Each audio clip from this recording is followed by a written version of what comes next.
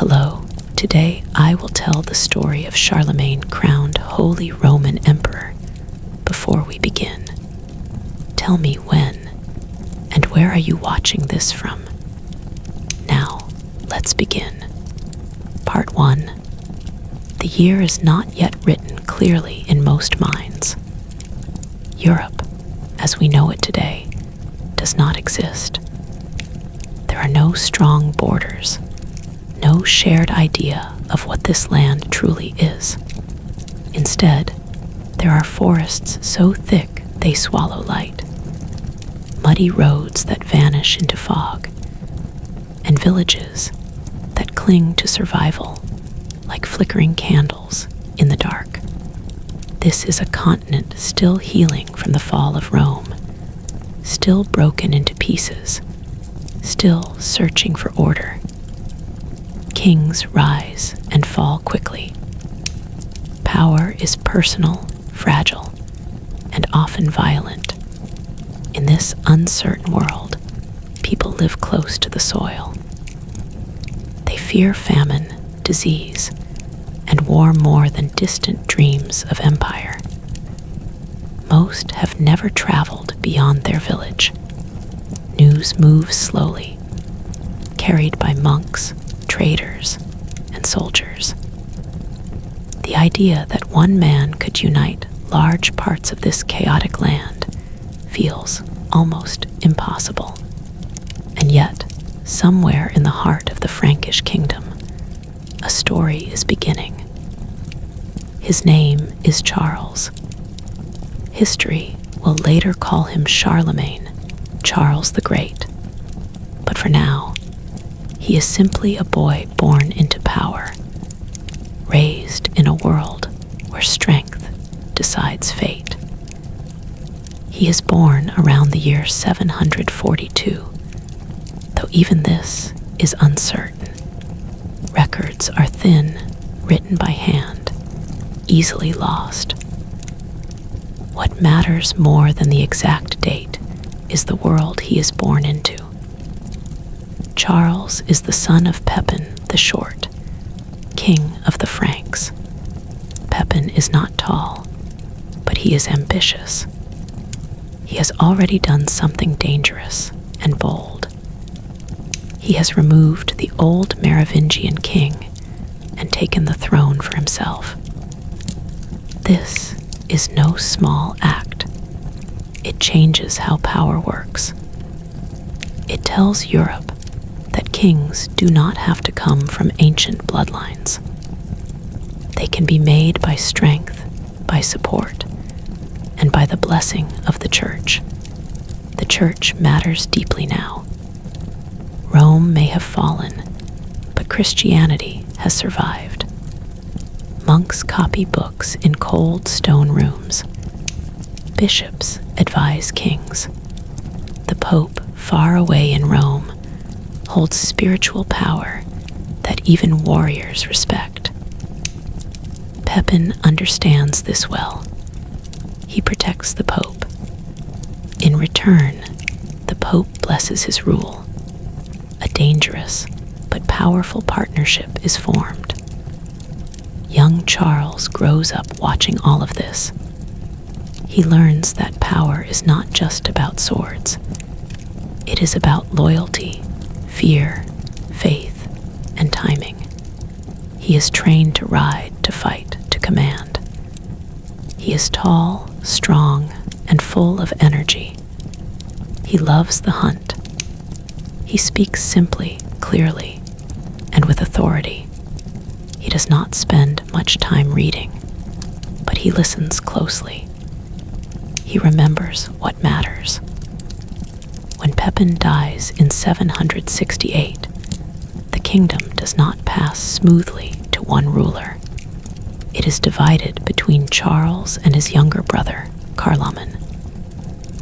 This division plants a seed of tension. The two brothers rule side by side, but they do not trust each other.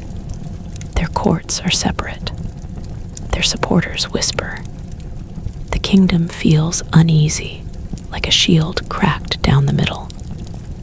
Then Suddenly, Charlemagne dies in 771. He is young. The cause is unclear. Some suspect illness. Others suspect darker things.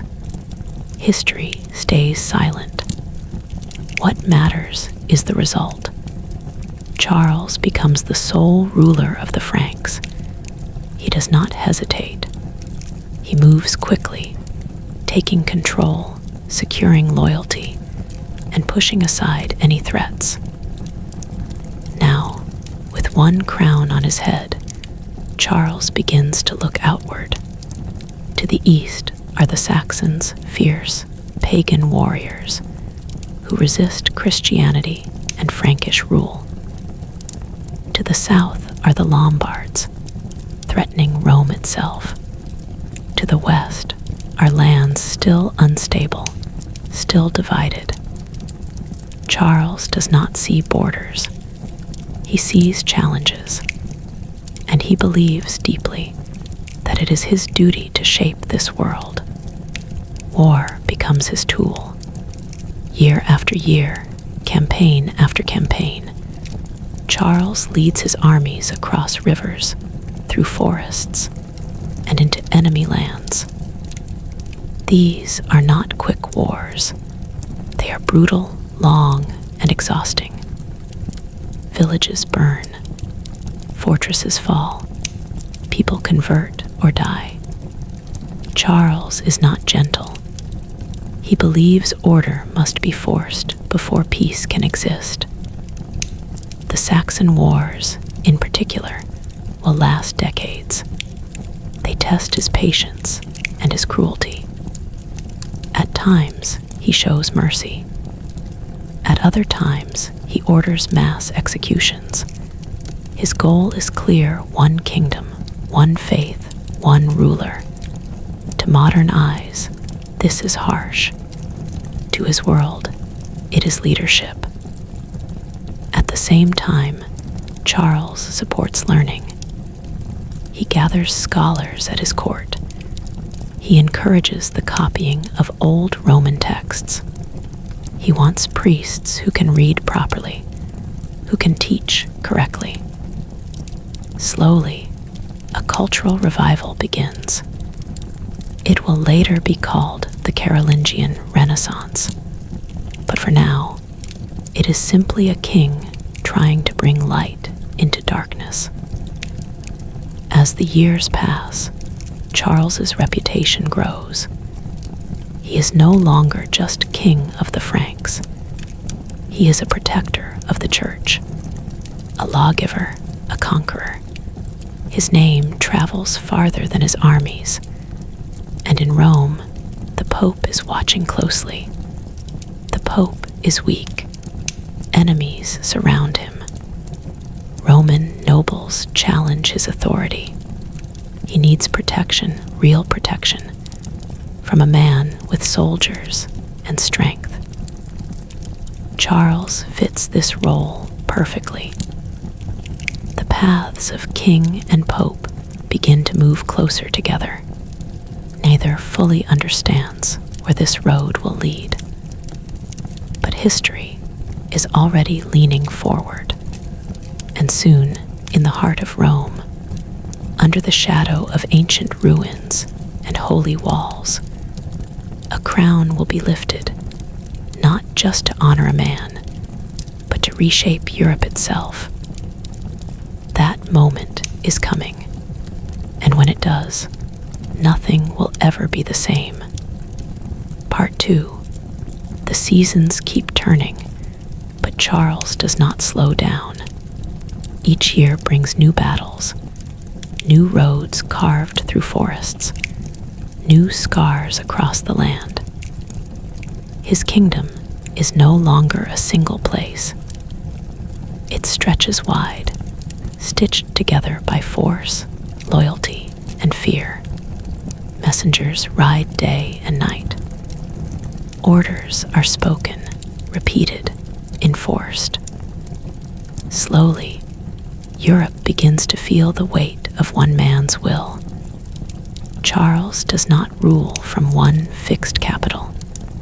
He moves constantly, like the world he is trying to control. One month he is in the north, watching the Saxon borders. Another month he is in the south, dealing with threats near Italy. His court travels with him. Tents rise and fall. Fires burn under open skies. Decisions are made not in marble halls, but beside horses and weapons. The Saxons remain his greatest problem. They are stubborn, proud, and deeply tied to their old gods. Forests are sacred to them. Rivers carry spirits. Christianity feels like a foreign chain. Every time Charles believes they are defeated, they rise again. Rebellion follows rebellion, like a wound that refuses to heal. Charles responds with a hard hand. He builds forts. He stations soldiers. He forces conversions. Priests arrive with soldiers at their backs. Baptism becomes a demand, not a choice. When rebellion flares again in 782, Charles makes a decision that will echo through history. At Verdun, thousands of Saxon prisoners are executed. The number is debated, but the message is clear. Resistance will be crushed. This moment defines him. To his supporters, he is restoring order and faith. To his enemies, he is a terrifying force. Even within his own lands, people whisper, but no one doubts his power. While the north burns, the south pulls him closer. In Italy, the Lombard king has threatened Rome. The Pope feels trapped, surrounded by enemies, unsure whom to trust. Rome itself is a shadow of its former self. Broken columns stand like bones. Old forums lie silent. Yet the city still holds immense spiritual weight. To rule Rome is to touch eternity. Charles answers the Pope's call. In 773, he leads his army across the Alps. This journey is dangerous. Narrow mountain paths, cold winds, snow even in spring. Supply lines stretch thin, but Charles pushes forward. His men follow him because he rides with them, eats with them, and faces the same dangers. The Lombards are unprepared for his speed and strength. Their capital, Pavia, is surrounded. The siege lasts months. Hunger weakens the city. Hope fades. In 774, Pavia falls. The Lombard king is captured. Charles does something no Frankish ruler has done before. He takes the Lombard crown for himself. Now he is king of the Franks and king of the Lombards. Two peoples, two traditions, one ruler. His power deepens, not just through conquest, but through symbolism. He visits Rome. He kneels before St. Peter's tomb. The Pope greets him not as a simple king, but as a protector chosen by God. This relationship grows stronger with each meeting. The Pope needs Charles's armies. Charles needs the Church's blessing. Together, they build a balance that shapes Europe's future. Laws are written with Christian language. Kingship becomes sacred, not just political. To obey the king is to obey God. This idea spreads quietly, deeply. Back in his lands, Charles works to organize what he has conquered. He sends officials called counts to rule regions. He creates traveling inspectors, missi dominici, to check on local rulers and report directly to him. Justice becomes more uniform. Taxes are collected more regularly.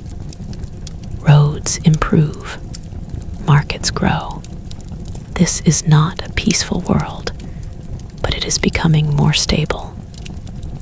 At his court, learning continues to grow. Scholars from England, Italy, and beyond gather around him. One of them, Alcuin of York, becomes especially important. Alcuin helps reform education, standardize writing, and improve religious teaching. Books become clearer. Letters become easier to read. Knowledge spreads faster. Charles himself struggles with reading, but he respects learning. He listens carefully. He asks questions. He wants his empire to be strong not just in war, but in mind. Yet danger never disappears.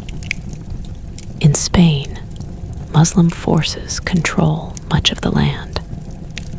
Charles attempts to push south, hoping to expand his influence. The campaign begins with confidence, but it ends in disaster. As his army retreats through the mountains in 778, his rear guard is ambushed at Roncesvalles. The loss is painful. Later, poets will turn this moment into legend, telling stories of heroic knights and noble sacrifice. But Charles knows the truth. Even great kings can fail. Still, his power remains unmatched in the West. Years pass. His beard grows whiter. His empire grows heavier. The responsibility of holding so much land presses on him. He spends long nights listening to advisors, praying, thinking. He begins to see himself not just as a king, but as something more. A guardian of Christian order, a successor to Rome's forgotten greatness. And in Rome, the Pope faces another crisis. Enemies accuse him of crimes. He is attacked, blinded, nearly killed. He escapes and flees north, crossing mountains and rivers until he reaches Charles. The image is powerful. The spiritual leader of Western Christianity, seeking protection from a warrior king. Charles receives him with honor. This moment changes everything, because now the balance shifts. The Pope owes Charles his life, and in return, Rome will offer something no man in the West has claimed in centuries. A title buried in history, an idea thought dead, an empire waiting to be reborn. As winter approaches, Charles prepares to travel south once more, toward Rome, toward destiny, toward a crown that will redefine his name forever. Part 3.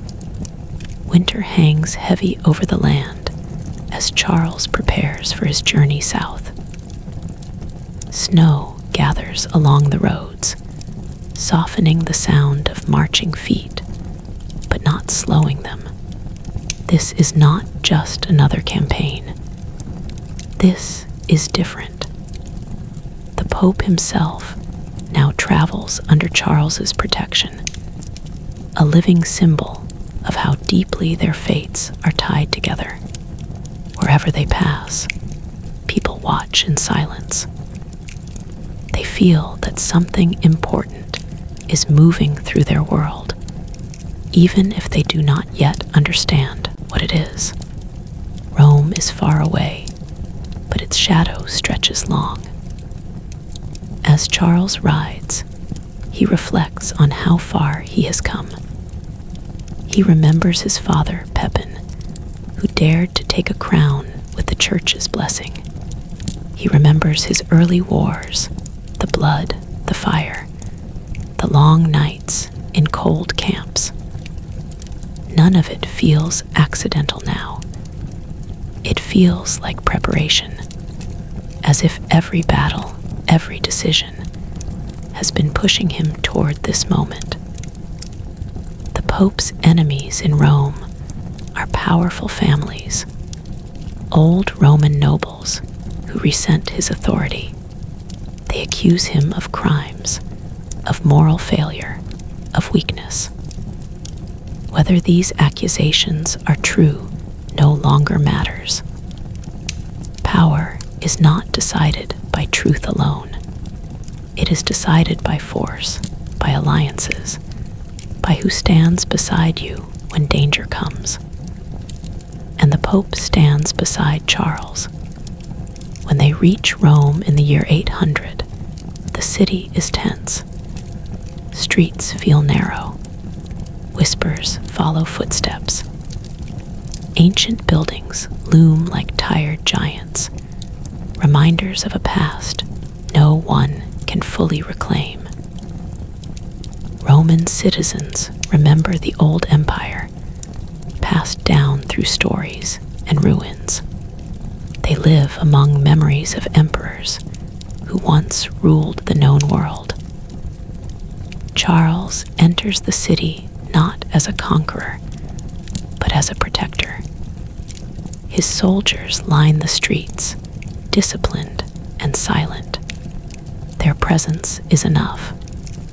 The Pope is restored to his position. His enemies are judged. Order is reestablished, not through Roman strength, but through Frankish steel. For weeks, Charles stays in Rome. He attends church services. He listens to legal cases. He speaks with Roman leaders. He walks among ruins older than his own kingdom.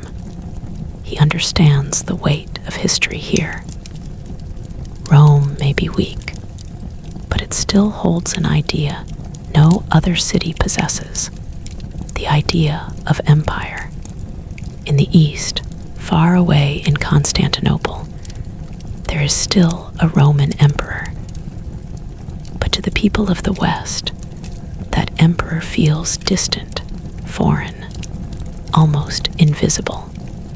Latin and Greek worlds have drifted apart. Their churches argue. Their politics clash. The West feels abandoned, left without a true protector. Charles begins to fill that space. On Christmas Day, the city gathers in St. Peter's Basilica. The air is thick with incense and candle smoke. Sunlight filters through high windows, touching gold and stone. The sound of prayers echoes softly. This is meant to be a holy moment, quiet and sacred. Charles kneels before the altar. He believes he is there to pray, to honor God, to celebrate the birth of Christ. He does not expect what comes next, or perhaps he does, but history will argue about that forever. As Charles rises from prayer, the Pope steps forward. In his hands is a crown, not a simple crown of a king, but something heavier in meaning, something ancient, something dangerous.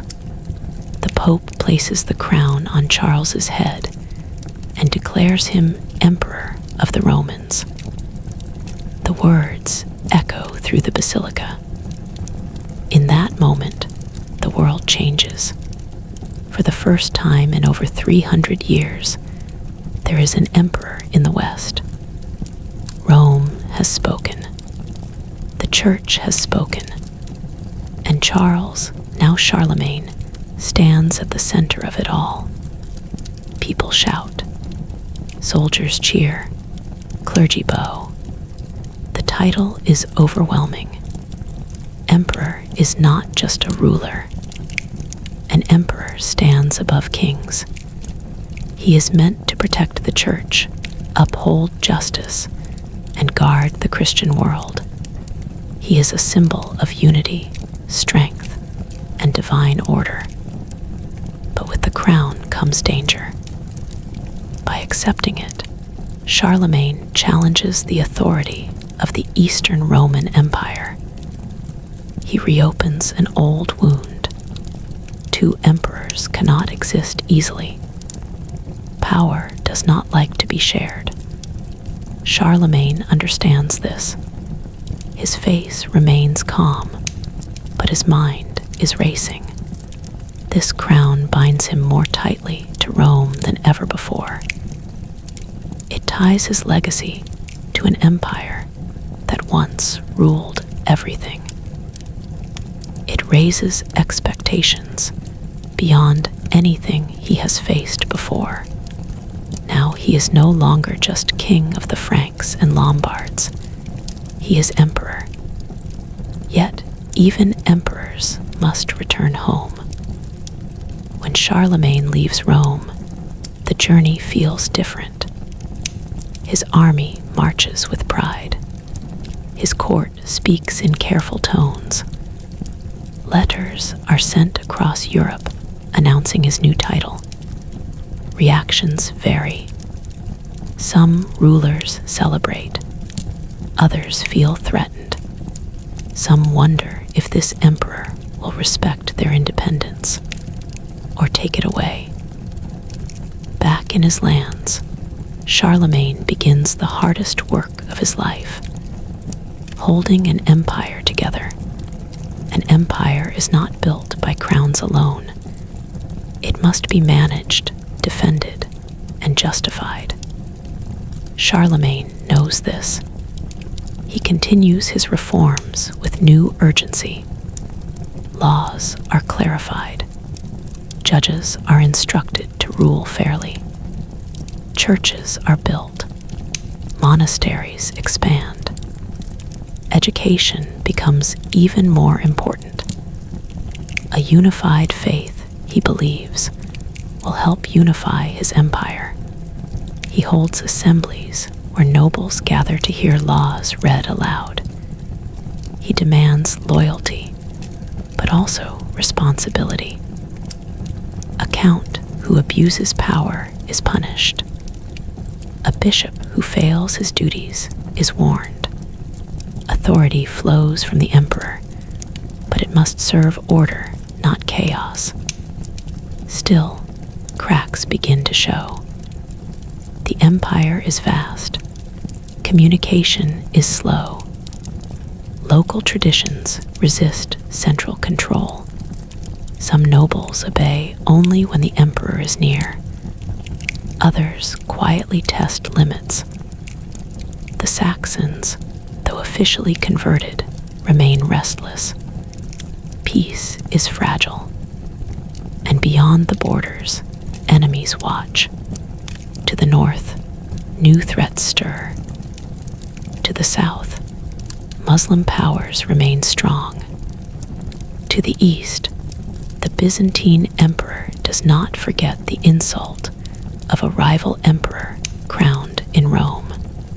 Charlemagne feels the weight of age now. His hair is white, his steps slower, but his will remains firm. He begins to think about the future, about what will happen when he is gone, because even emperors are mortal. And the empire he has built, held together by his strength and presence, may not survive without him. As the years move forward, Charlemagne faces a question that no sword can answer. Can an empire outlive the man who created it? The answer is not yet clear, but time is already moving, and it is moving faster than Charlemagne would like. Part 4. The crown rests on Charlemagne's head, but it is heavier now than it was in Rome. Back in his lands, far from the incense and marble of St. Peter's Basilica, the reality of empire sets in. Titles can be given in a single moment. Control cannot. An emperor must be everywhere at once. Yet Charlemagne knows that is impossible. His empire stretches from the cold North Sea to the warm hills of Italy, from the Atlantic coast to the edges of eastern forests, where maps fade into guesswork. This is the problem that keeps him awake at night. Charlemagne does not rule from a single throne. Instead, he keeps moving, riding across his lands like a living symbol of authority. Wherever he appears, justice is done more quickly, loyalty becomes stronger, and fear keeps order. When he leaves, things begin to loosen again. He understands this weakness, and it troubles him deeply. To fight it, he builds systems. He divides the empire into regions, each ruled by counts and dukes. These men are chosen carefully, often from families that have proven loyal over generations. But loyalty can fade. Power tempts. Distance breeds arrogance. Charlemagne knows that giving authority without oversight is dangerous. So he creates something new. Pairs of inspectors, usually one noble and one churchman, are sent across the empire. They travel quietly, listening, watching, questioning. They carry the emperor's voice into places he cannot reach. They investigate corruption, judge disputes, and report back directly to him. Their presence reminds everyone that the emperor is never truly far away. This system does not eliminate problems, but it slows decay. It buys time. At the same time, Charlemagne focuses intensely on law. The empire is a patchwork of customs. Franks, Lombards, Saxons, and others all have their own traditions. Forcing one law on everyone would cause rebellion. Instead, Charlemagne allows local laws to remain, but he places them under a higher authority, imperial justice, guided by Christian values. This balance is fragile, but it works. Religion remains the glue holding everything together. Churches rise in towns and villages. Monasteries become centers of learning and order. Bells mark time. Prayer becomes routine. Even those who resist Christianity find it harder to live outside it. Faith shapes daily life, slowly but completely. Charlemagne believes deeply that education is essential to salvation and stability. Priests who cannot read the Bible properly cannot guide their people. Errors in prayer, he fears, could endanger souls. So he orders schools to be established at monasteries and cathedrals. Children of nobles and clergy learn to read Latin, to write, to count, to think. A clearer style of writing spreads across the empire. Letters become more readable, documents more reliable. Knowledge travels farther, faster. This quiet revolution may be one of Charlemagne's greatest achievements, though few notice it at the time. Yet, while books are copied and laws written, violence does not disappear. The Saxons rebel again. Despite decades of war and forced conversion, unrest flares in the north. Old beliefs refuse to die. Sacred groves are remembered. Songs are sung quietly. When imperial pressure weakens even slightly, resistance rises. Charlemagne responds once more with force. Campaigns resume. Villages are destroyed. Leaders are captured. Punishments are harsh. The emperor is tired of this endless struggle, but he cannot allow the empire to fracture. Unity, in his mind, is worth the cost. Every rebellion threatens the idea of a Christian empire under one ruler.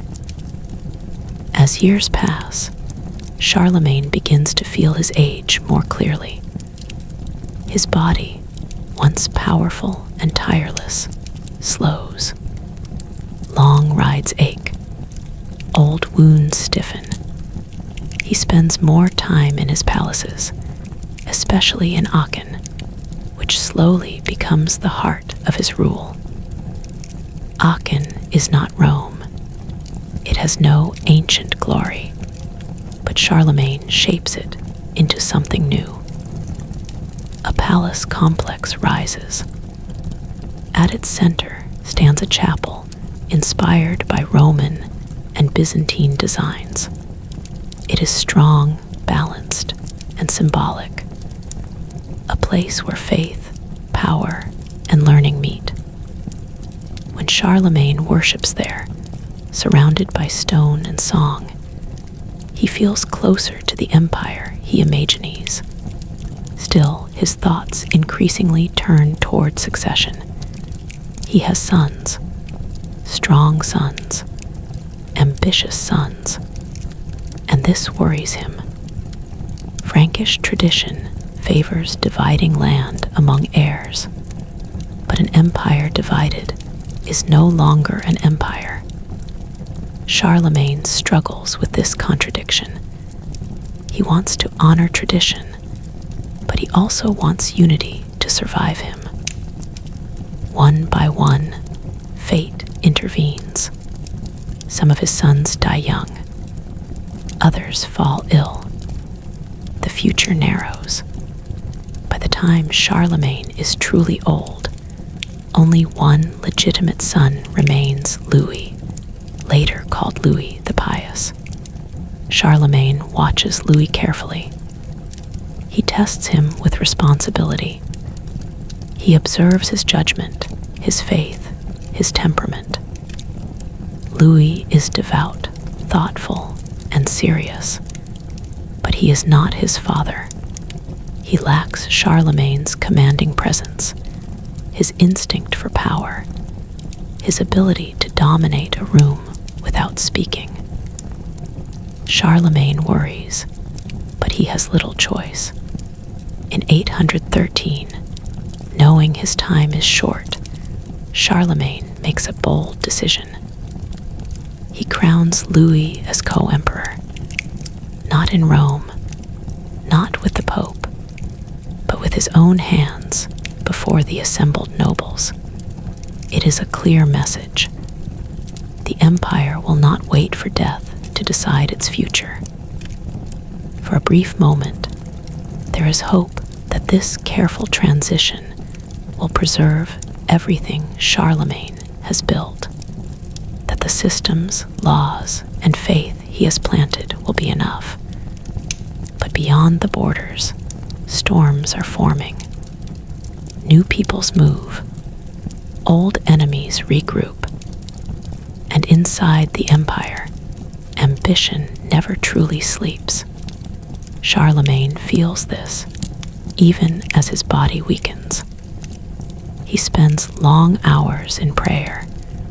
He listens to readings from scripture He speaks less, but when he does, people listen closely. They sense the end of an era approaching, even if they cannot yet name it. The empire still stands strong, but it now leans heavily on one aging man, and time, relentless and silent, is beginning to take him away. Part 5. Winter returns to Aachen, and this time it feels colder than before. Snow gathers along the palace walls, and the air inside the great halls carries a quiet heaviness. Charlemagne is old now. His broad shoulders are bent. His once powerful stride has slowed to a careful walk. The man who once rode at the front of armies now spends more time seated, wrapped in thick cloaks, listening rather than speaking. Yet even in age, his presence dominates the room. When Charlemagne enters the chapel at Aachen, silence follows. Nobles lower their eyes. Clergy bow their heads. He is no longer just an emperor of land and armies. He is a living memory, a reminder of what Europe was and what it has become under his rule. But memory cannot rule forever. Charlemagne feels the weight of unfinished work. He knows his empire is strong, but he also knows it is fragile. Its unity depends not on shared identity, but on obedience. Different peoples still think of themselves as Franks, Lombards, Bavarians, Saxons. They obey the emperor, but they do not yet feel like one people. This worries him deeply. He spends long nights discussing matters of governance with his advisors. They speak of borders, of tribute, of law. They speak of threats rising beyond the empire's edges. In the north, new raiders are being reported, fierce seafaring warriors who strike quickly and vanish. In the east, Slavic tribes test boundaries. In the south, Muslim powers remain watchful. Charlemagne understands something important. His empire is surrounded by movement, and movement never stops. He tries to prepare Louis for this reality. He speaks to him not as an emperor, but as a father. He warns him about noble ambition, about the dangers of mercy without strength, about faith without discipline. Louis listens carefully, but Charlemagne can see the difference between them clearly. Louis rules from conscience. Charlemagne ruled from instinct. Still, he hopes. He orders new laws to be written, clarifying responsibilities. He emphasizes justice again and again. He wants the empire to survive, not because people fear the emperor, but because they believe in the system he leaves behind. Yet, even as he plans, his body begins to fail him. In late 813, Charlemagne falls ill. At first, it seems minor. Fevers come and go. But soon, his strength fades rapidly. Food loses its taste. His breathing grows shallow. The court grows quiet, as if the walls themselves sense what is coming.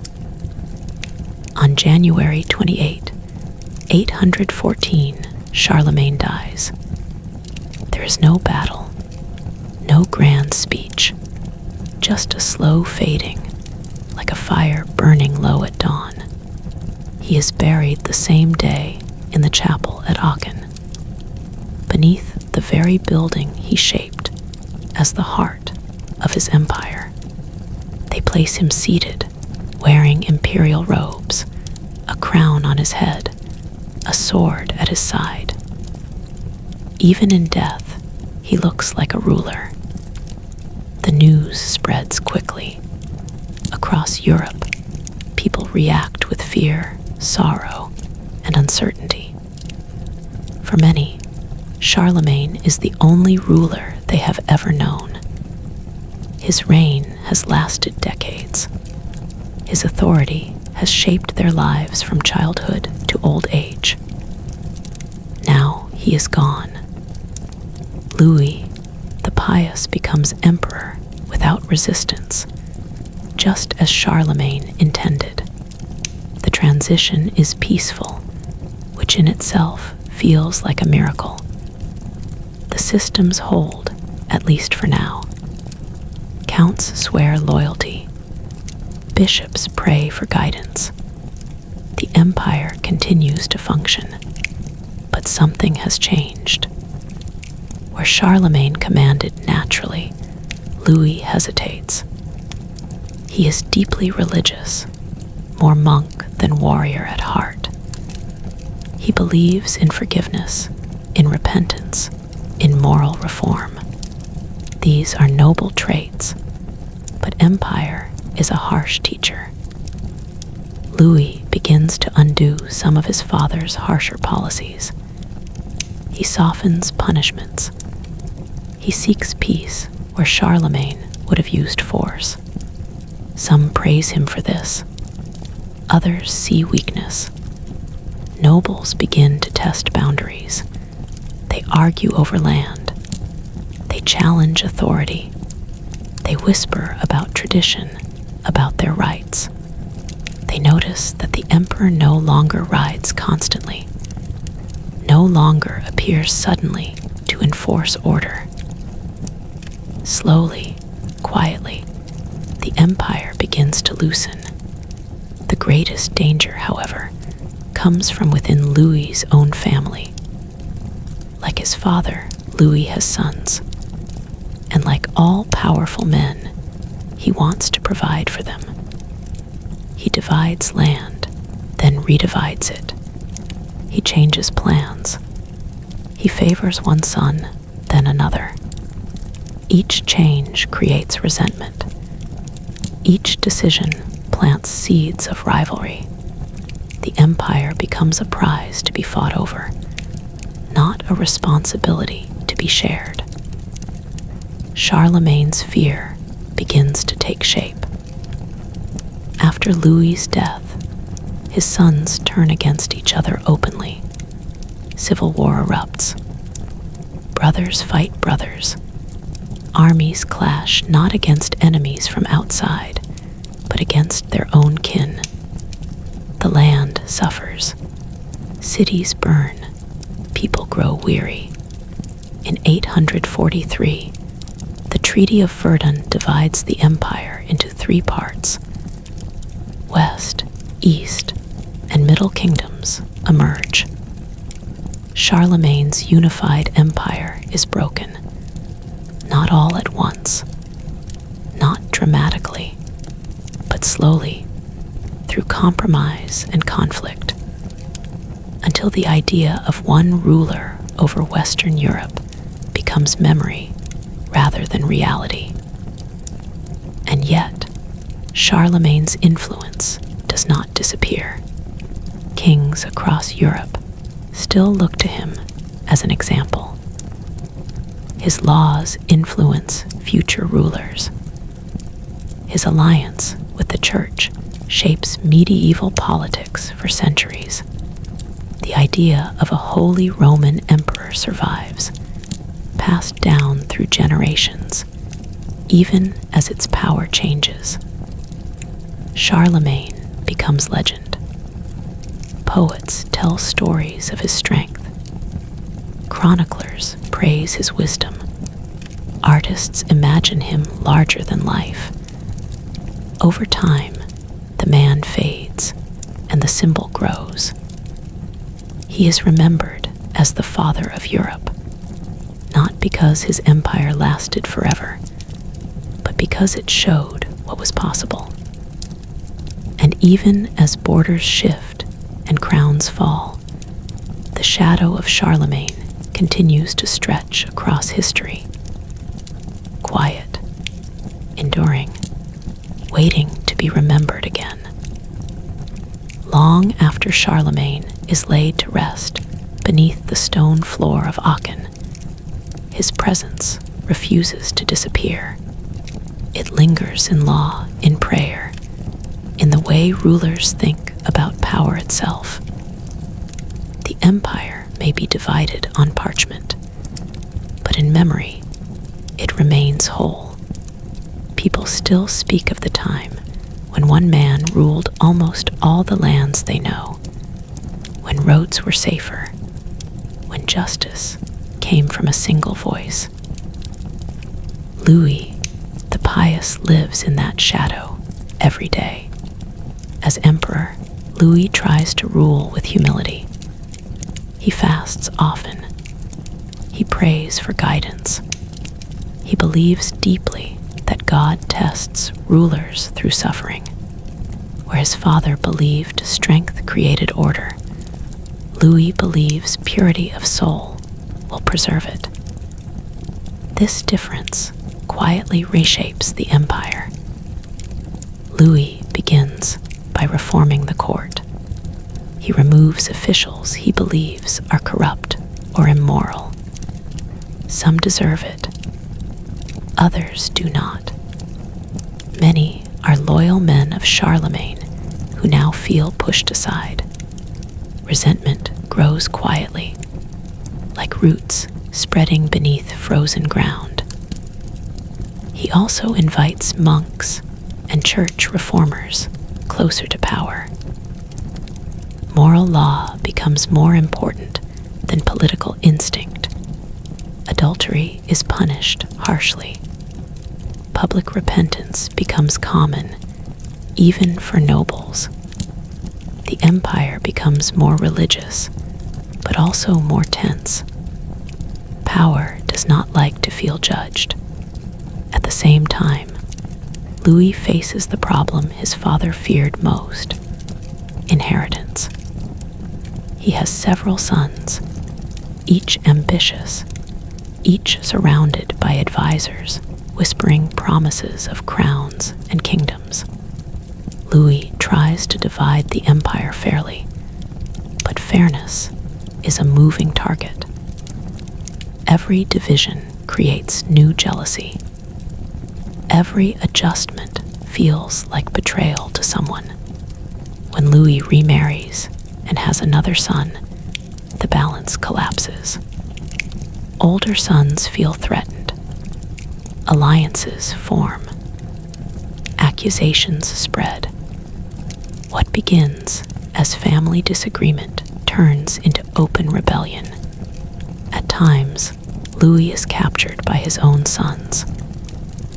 At other times, he regains power through negotiation and forgiveness. Each cycle weakens imperial authority. The people watch in confusion. They remember Charlemagne, who never allowed such chaos. They compare father and son constantly, often unfairly. Louis is not weak, but he is not feared. And in this world, fear still matters. Beyond the palace walls, danger grows. From the north come the Vikings. At first, they are rumors carried by frightened merchants. Longships seen on the horizon. Villages attacked near the coast. Churches looted. Monks killed.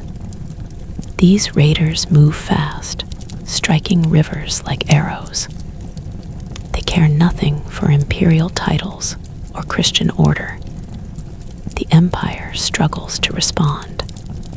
Local rulers act on their own, building defenses, paying tribute, or fleeing inland. Central authority is too slow. Messages take weeks. decisions take longer. The Vikings sense weakness and return again and again. In the east, Slavic tribes push westward. In the south, Muslim forces still control much of Spain, occasionally pressing north. The empire is surrounded, and now it is divided within. When Louis dies in 840, the final restraint disappears. His sons plunge the empire into full civil war. Fields become battlefields. Cities are besieged. Soldiers who once fought together now clash under different banners. The land suffers more from this war than from any foreign enemy. Finally, exhausted and desperate, the brothers agree to divide the empire. The Treaty of Verdun in 843 redraws the map. The western lands will slowly become France. The eastern lands will grow into what later becomes Germany. The Middle Kingdom, stretched and unstable, will fracture again and again, contested by neighbors for generations.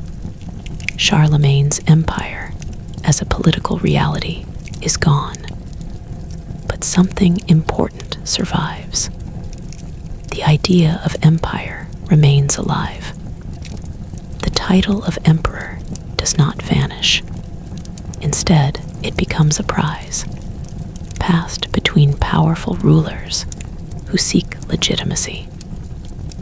The Church continues to crown emperors, linking spiritual authority with political power. The phrase Holy Roman Empire begins to take shape, though its meaning will shift over centuries. This empire will never match Charlemagne's in size or unity, but it will claim his legacy again and again. Every emperor will measure himself against Charlemagne. Every failure will be compared to his success. Monasteries keep copying texts from his reign.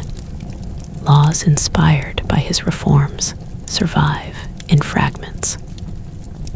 The educational revival he supported spreads slowly, shaping medieval learning.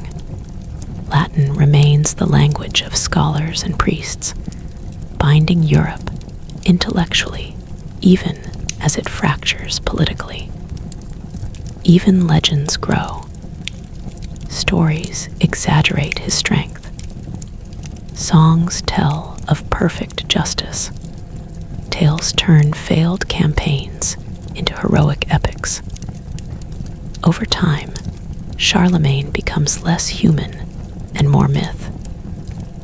A warrior king chosen by God, a symbol of lost unity. Centuries later, kings will still invoke his name. French rulers will claim him as their ancestor. German emperors will call him their founder. Both will argue over his memory, as if controlling the past can justify the present. And in a way, it can. Charlemagne's greatest achievement may not be conquest, law, or learning. It may be imagination. He showed Europe that unity was possible, that order could rise from chaos, that a ruler could shape not just land, but culture, faith, and identity. Even after his empire breaks apart, the desire to rebuild it never fully dies. It sleeps through centuries of war and division, waiting for the next ruler who will look back at Charlemagne's reign and think quietly, dangerously, what if it could be whole again? Time moves forward, but Charlemagne's shadow stretches even longer. Generations are born who never saw his banners, never heard his voice, yet they grow up inside a world he shaped. Roads still follow paths he secured. Churches still stand where his authority once reached. Laws still echo his decisions, even when people no longer remember where those rules came from. After the Treaty of Verdun, Europe feels unsettled.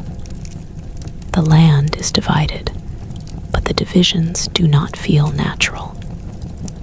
Borders cut through families, rivers, and trade routes. Kings rule smaller realms now, and each one struggles with the same problem Charlemagne once faced: how to control nobles who want power for themselves. Without a single emperor watching them, local lords grow bold. Castles rise on hills and riverbanks.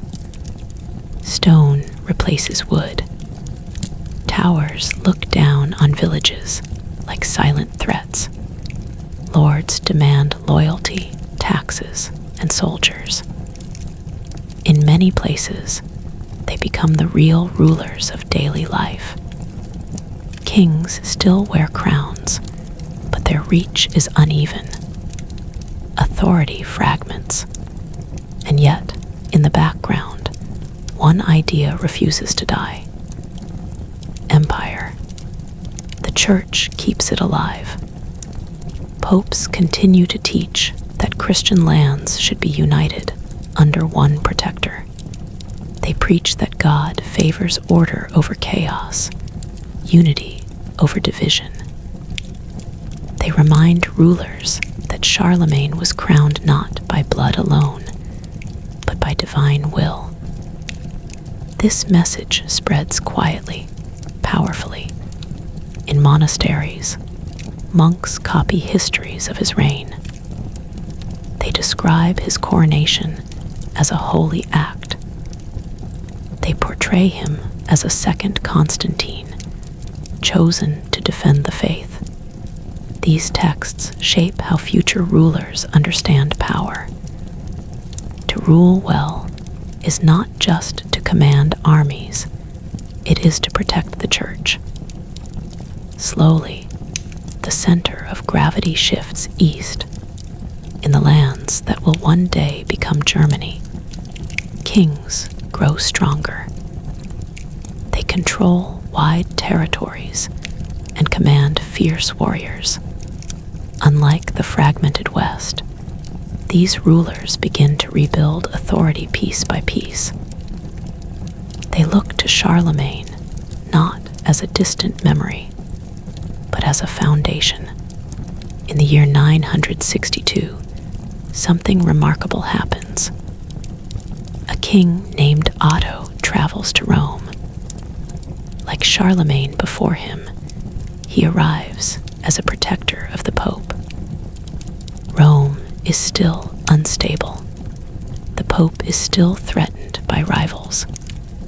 The pattern repeats, as if history itself is following a script written long ago. Otto is crowned emperor. The Holy Roman Empire is reborn. It is not the same empire Charlemagne ruled. It is smaller, more complex, more tied to German lands. But the symbolism is clear. The crown, the title, the alliance with the church, all of it traces directly back to Charlemagne's coronation in 800. From this moment on, emperors rule not just land, but an idea. They claim to be successors of Rome, guardians of Christian order, heirs to Charlemagne's legacy. This claim gives them power, but also binds them to expectations they cannot always meet. The Holy Roman Empire becomes a strange creation. It is not one unified state. It is a collection of duchies, bishoprics, cities, and kingdoms, all tied together loosely under an emperor. Authority is negotiated constantly. Power is shared, argued over, resisted. And yet, the empire lasts. For centuries, it survives wars, rebellions, plagues, and reforms. It survives because it is flexible, because it adapts, and because the idea behind it is stronger than its reality. Charlemagne's vision lives on, even when his empire does not. Across Europe, rulers borrow pieces of his model. They strengthen ties with the church. They reform laws. They encourage learning, not because they love books, but because educated officials make better governments. Slowly, states grow more organized. Administration improves. Identity deepens. France and Germany begin to take clearer shapes, each claiming Charlemagne in their own way. French kings see him as a Frankish ruler, the first great king of their line. German emperors see him as the founder of their imperial tradition. Charlemagne belongs to both, and to neither. He becomes European before Europe exists. Even common people feel his legacy without knowing his name.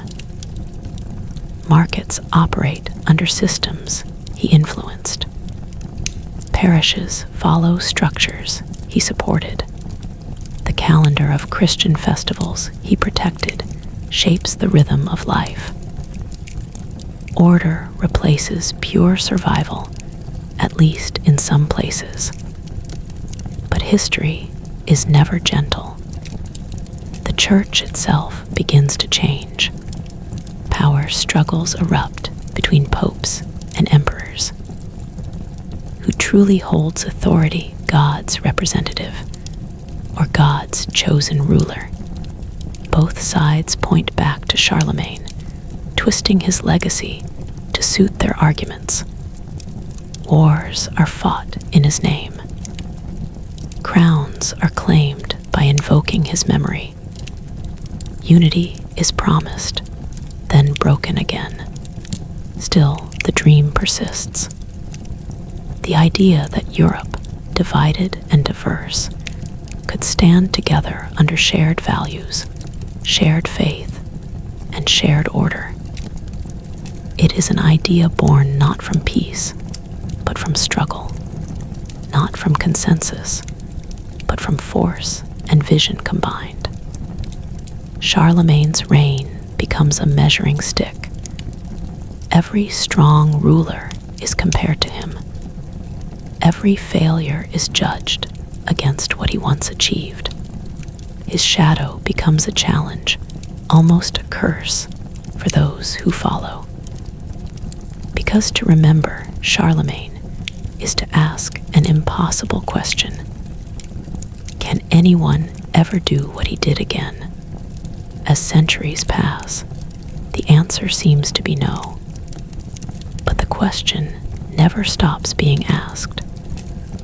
And as long as it is asked, Charlemagne's story continues, shaping the future from the depths of the past. As the centuries roll forward, Europe keeps changing its face, but it never escapes the shape Charlemagne pressed into it. Kingdoms rise, fall, and rise again. Yet beneath every crown lies the same quiet question. How much power should one ruler hold, and who gives that power meaning? By the 11th century, the Holy Roman Empire stands tall on maps, but uncertain in reality. Its emperors carry grand titles, yet their authority depends on negotiation, loyalty, and compromise. Dukes, bishops, and princes guard their privileges fiercely. every decision feels like walking on thin ice. Still, when emperors sit on their thrones, they imagine Charlemagne. They imagine a man who did not ask permission. They imagine unity enforced by presence alone. This comparison is both inspiring and dangerous. The Church, too, has grown stronger. Popes now command not only spiritual loyalty, but political influence. They crown emperors, bless kings, and sometimes bring entire realms to their knees through excommunication. The old partnership forged between Charlemagne and the papacy begins to strain under its own success. Who is greater, the emperor who protects the church, or the pope who crowns the emperor? This question erupts into open conflict during the investiture controversy. Emperors and popes argue fiercely over who has the right to appoint bishops. To modern ears, this may sound technical, even boring. But to medieval Europe, it is explosive. Bishops control land, wealth, and armies. Whoever appoints them controls the empire's spine. Both sides again reach for Charlemagne's legacy.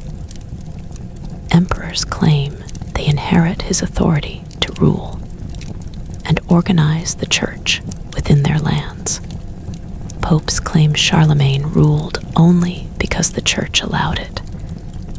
His memory becomes a weapon, sharpened and reshaped to suit each argument.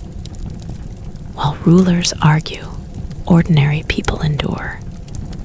Cities grow, trade increases, merchants travel farther than ever before. Coins replace barter. Slowly, power begins to slip away from purely feudal hands. Towns demand rights. Guilds demand protection. Written contracts matter more than oaths sworn on swords. This change would have shocked Charlemagne.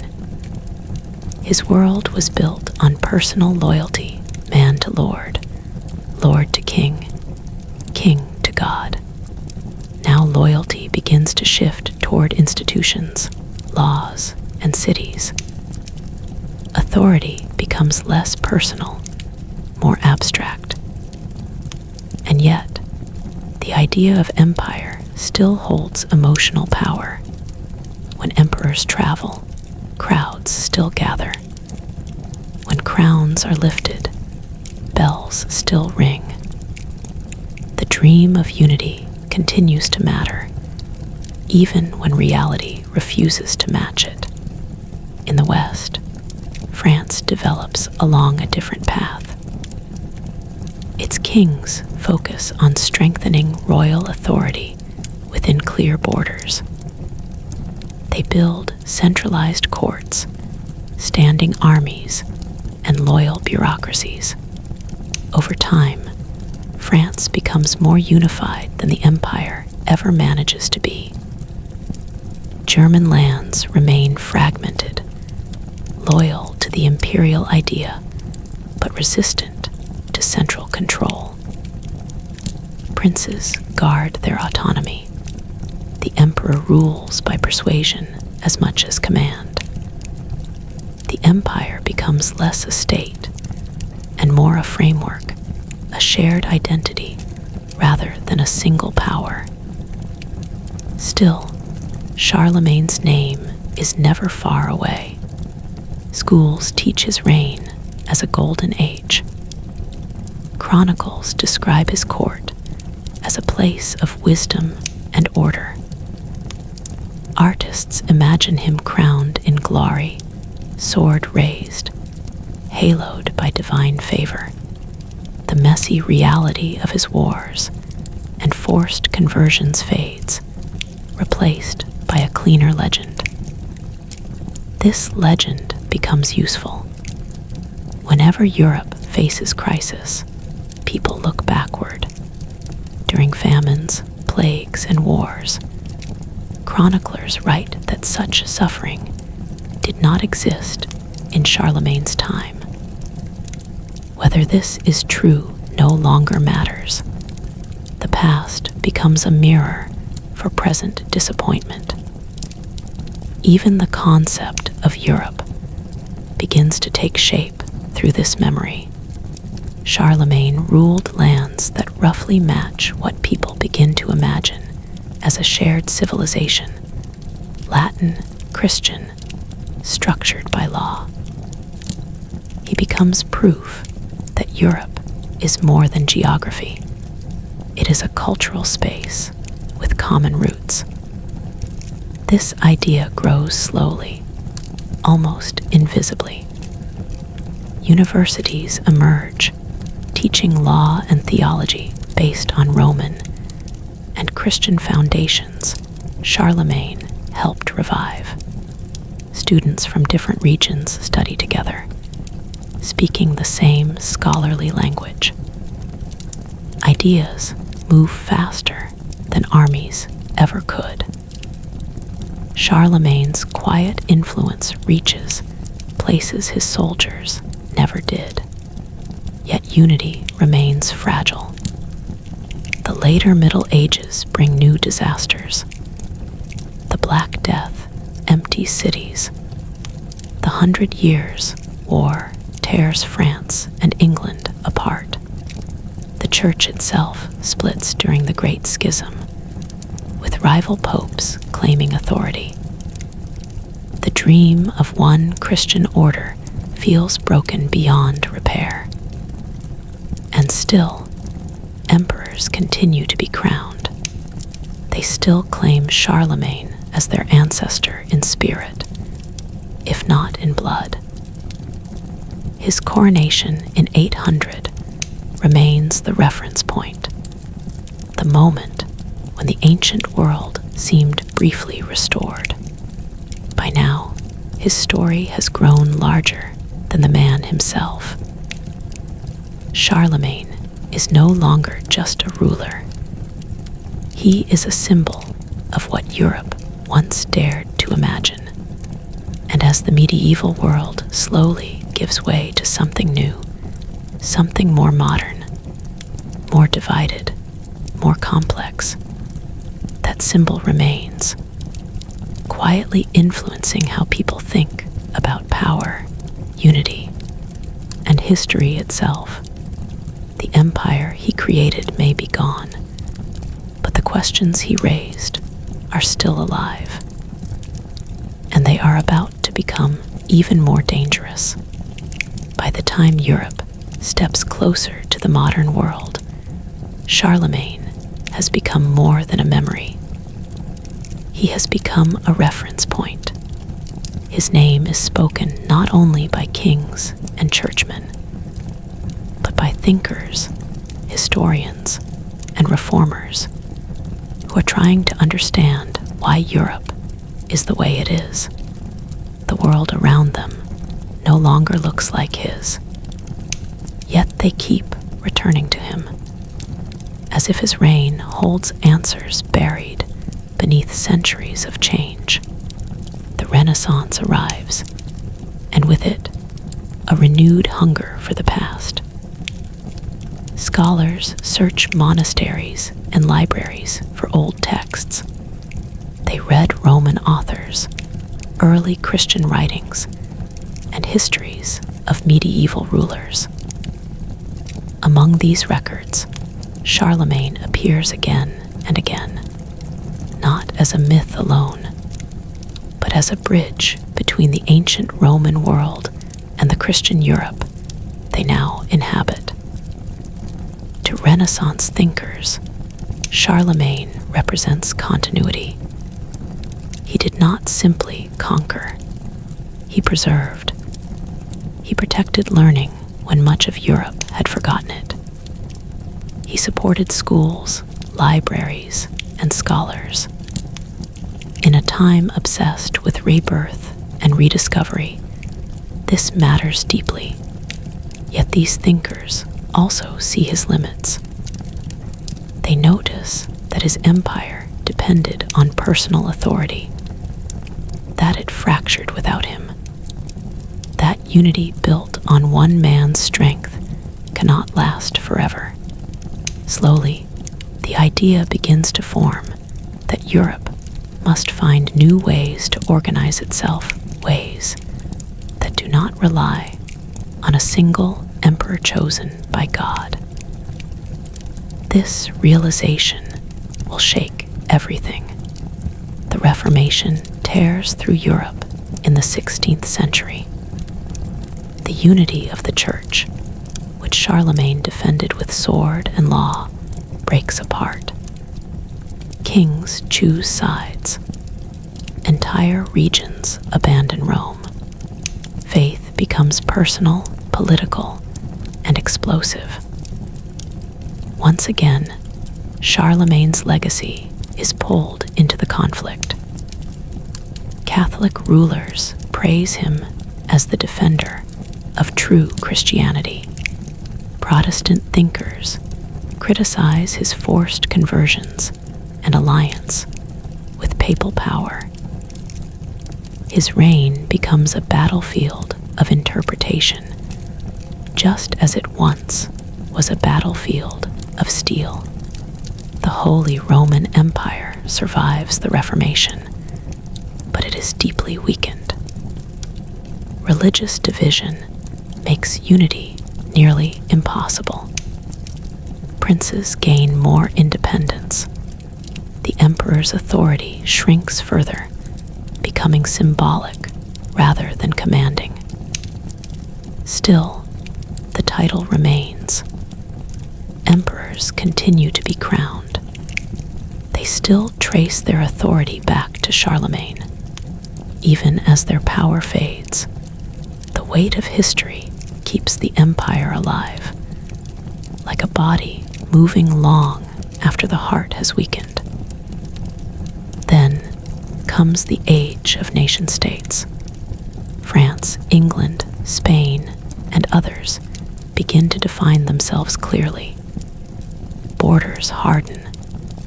Languages standardize. Loyalty shifts from empire to nation.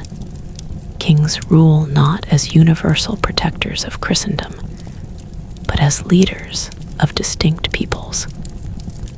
This is something Charlemagne never knew. And yet, he helped make it possible by organizing land, law, and administration. He planted seeds that later grew into national governments. His empire may have been too large to survive, but its pieces learned how to stand on their own. In 1806, the Holy Roman Empire is officially dissolved. After more than 1,000 years, the institution born from Charlemagne's coronation finally disappears. Napoleon, another ruler obsessed with empire, forces its end. He crowns himself emperor, echoing Charlemagne in ambition, if not in faith. History turns in circles. Napoleon studies Charlemagne carefully. He sees himself as a modern version, a unifier, a lawgiver, a reshaper of Europe.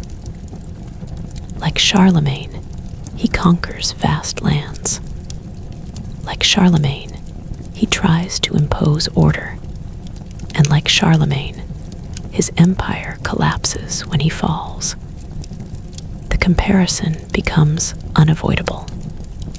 Charlemagne is no longer just medieval. He is timeless. In the 19th and 20th centuries, historians argue fiercely over his meaning. Some praise him as the father of European civilization. Others condemn his brutality and forced conversions. Some see him as a symbol of unity. Others see him as a warning about power without without limits. Even modern Europe cannot escape him. When leaders talk about European cooperation, shared values, and common identity, Charlemagne quietly returns to the conversation. His empire roughly overlaps with the core of modern Europe. His reforms resemble early versions of shared administration. His vision, though born of war, points towards something larger than any single kingdom. In Aachen, his chapel still stands. People walk its stone floors, touch its columns, look up at its dome. They stand where Charlemagne once stood, where he prayed, where he imagined an ordered world. The space feels heavy with time, not holy in the old sense, perhaps, but meaningful in a deeper way. Charlemagne is buried there, but he is not silent. Every debate about unity versus independence, authority versus freedom, tradition versus change carries his echo. Every attempt to build Europe as something more than a collection of states feels like a distant response to the question he first forced into reality. Can many peoples live under one idea? Charlemagne answered with swords, faith, and personal rule. Later generations will try laws, diplomacy, and shared institutions. Some will succeed briefly. Some will fail spectacularly. But none will stop trying. Because once the idea of unity has been imagined, it cannot be forgotten. And Charlemagne imagined it on a scale no one before him ever dared. His story is not finished. It has simply changed form. And in the final turning of his legacy, we are left not with certainty, but with a question that still defines Europe today. The story of Charlemagne does not end with his death, nor with the fall of his empire, nor even with the final dissolution of the Holy Roman Empire. It ends much closer to the present. In the quiet ways, his legacy still shapes how people think, rule, and imagine their future. By the modern age, Europe no longer believes in emperors chosen by God. Crowns fall, monarchies weaken, revolutions rewrite the rules of power, authority shifts from divine right to constitutions, parliaments, and popular will. On the surface, Charlemagne's world feels impossibly distant. And yet, he is still there, hidden beneath the language of modern politics, buried inside institutions, echoing through ideas people rarely trace back to their source. The concept that law should be written, standardized, and applied broadly across regions. This was not common before Charlemagne. The belief that education strengthens governance, that rulers must invest in knowledge to maintain order, this was central to his reign. The idea that Europe could be more than scattered tribes and rival kingdoms, that it could be a shared civilization, this was his most dangerous thought. He forced unity with violence, but unity itself outlived the violence.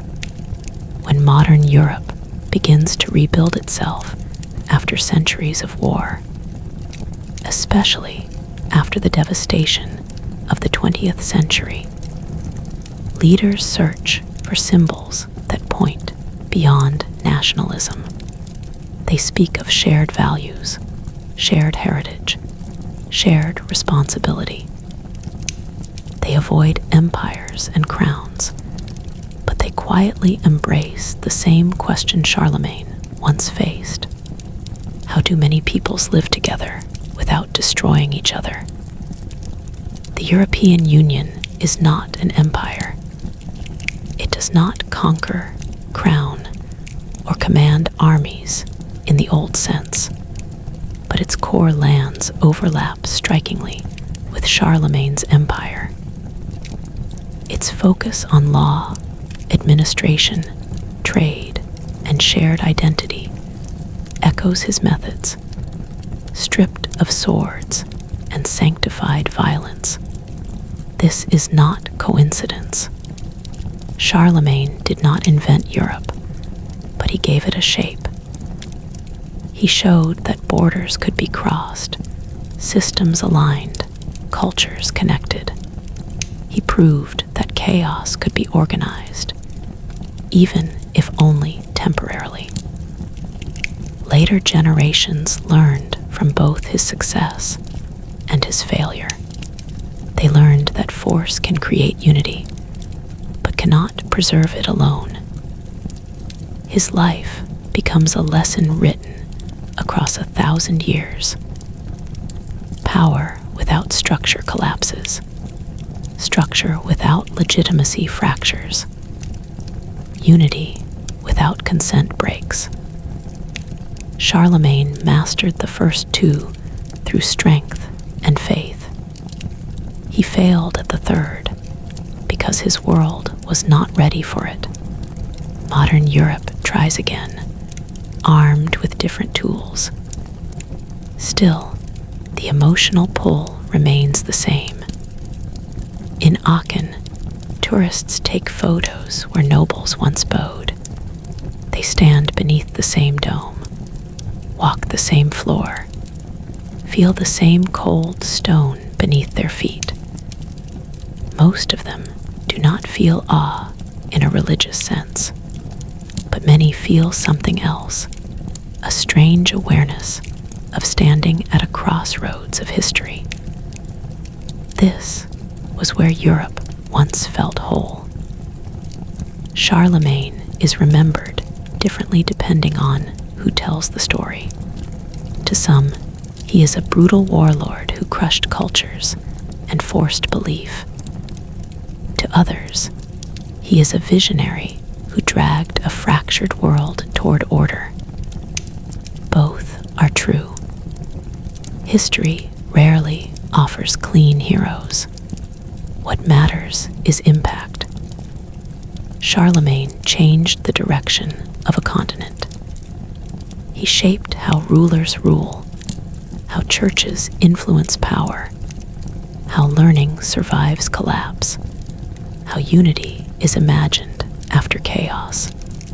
His empire fell apart, but its pieces learned from the attempt. They carried forward the memory of something larger than themselves. And memory is powerful. It shapes ambition. It shapes fear. It shapes hope. Every time Europe stands at the edge of division, his story returns. Sometimes as inspiration, sometimes as warning, sometimes as both at once. The man who unified large parts of Europe did so through relentless will, deep belief, and unyielding force. But the idea he left behind no longer belongs to him. It belongs to everyone who inherited the consequences. Charlemagne does not offer a perfect model. He offers a starting point, a moment when history took a sharp turn and never fully turned back. From that moment onward, Europe could imagine itself as something shared, something connected, something larger than any single crown. That imagination still matters, because history is not just what happened. It is what people remember, and Charlemagne, crowned Holy Roman Emperor in the heart of Rome, ensured that Europe would never forget the question he carved into its foundations. Can unity survive power? The answer is still being written. Even after Charlemagne's death and the formal collapse of his empire, the world he reshaped continued to feel his influence in ways both visible and invisible.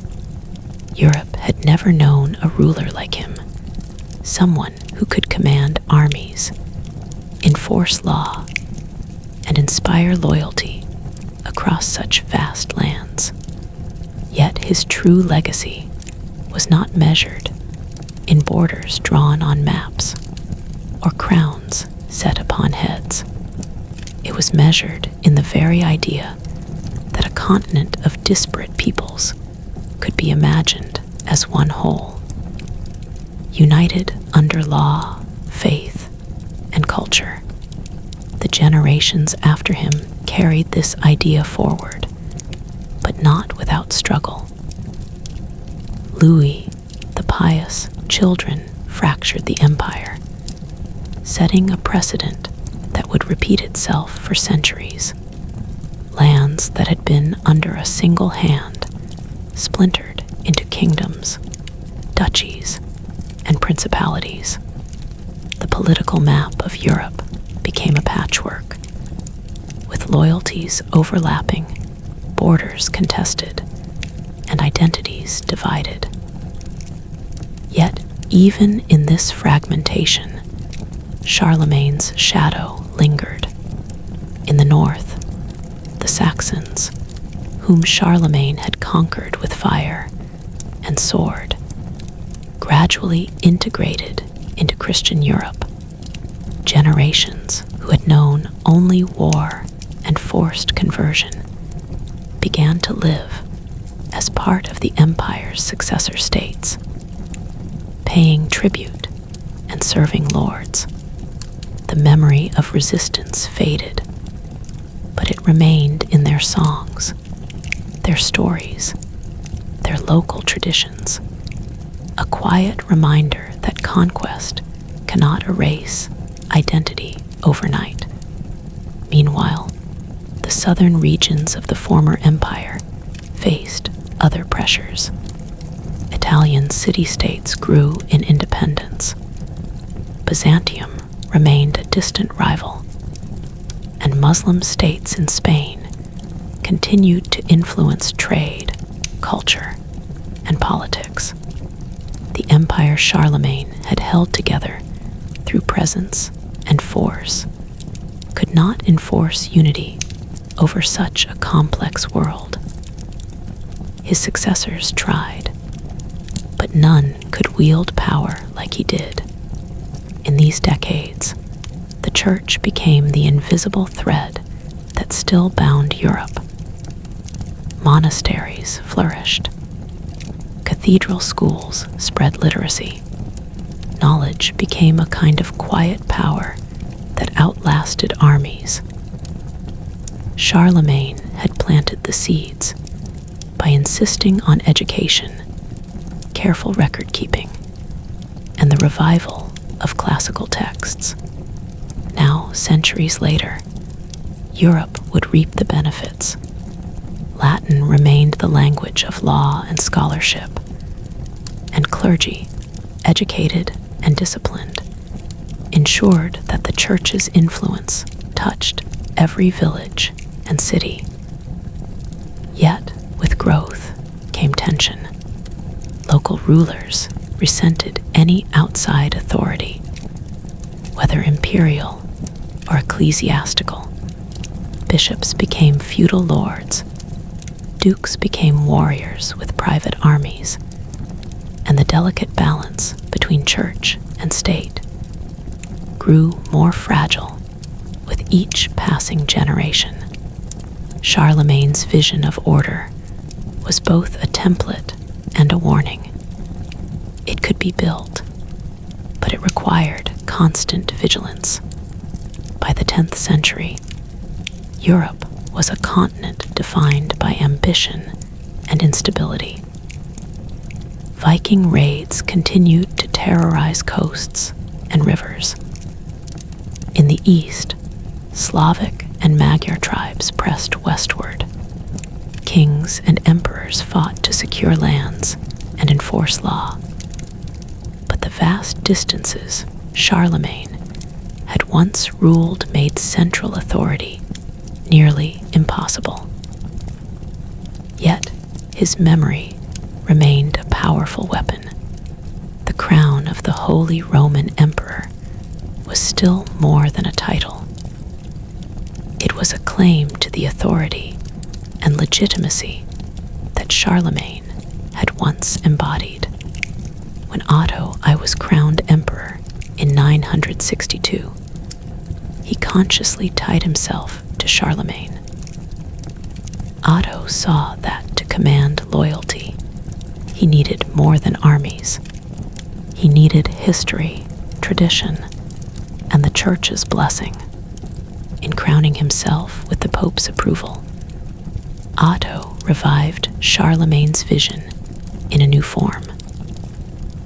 A symbol of empire rooted in both faith and political authority, stretching across lands that were, if not unified, at least connected by a common allegiance. Over the centuries, this connection deepened. Emperors continued to be crowned in the Church, and each coronation evoked Charlemagne's legacy. The Holy Roman Empire became less about territorial control and more about embodying an idea that Europe was stronger together, that rulers and church could maintain order, that law and faith could guide civilization. Meanwhile, Europe itself continued to evolve. Cities rose along rivers and coasts, trade networks expanded, and culture flourished. Markets, guilds, and universities created networks of knowledge and commerce that were unimaginable in Charlemagne's day. Yet the imprint of his reign persisted. Roads, trade routes, administrative structures, and even the rhythms of daily life had been shaped by the systems he implemented. Education, once only for monks and noble children, slowly spread to townspeople and merchants. Literacy became a tool of governance and commerce, just as Charlemagne had envisioned. But Europe remained fragile.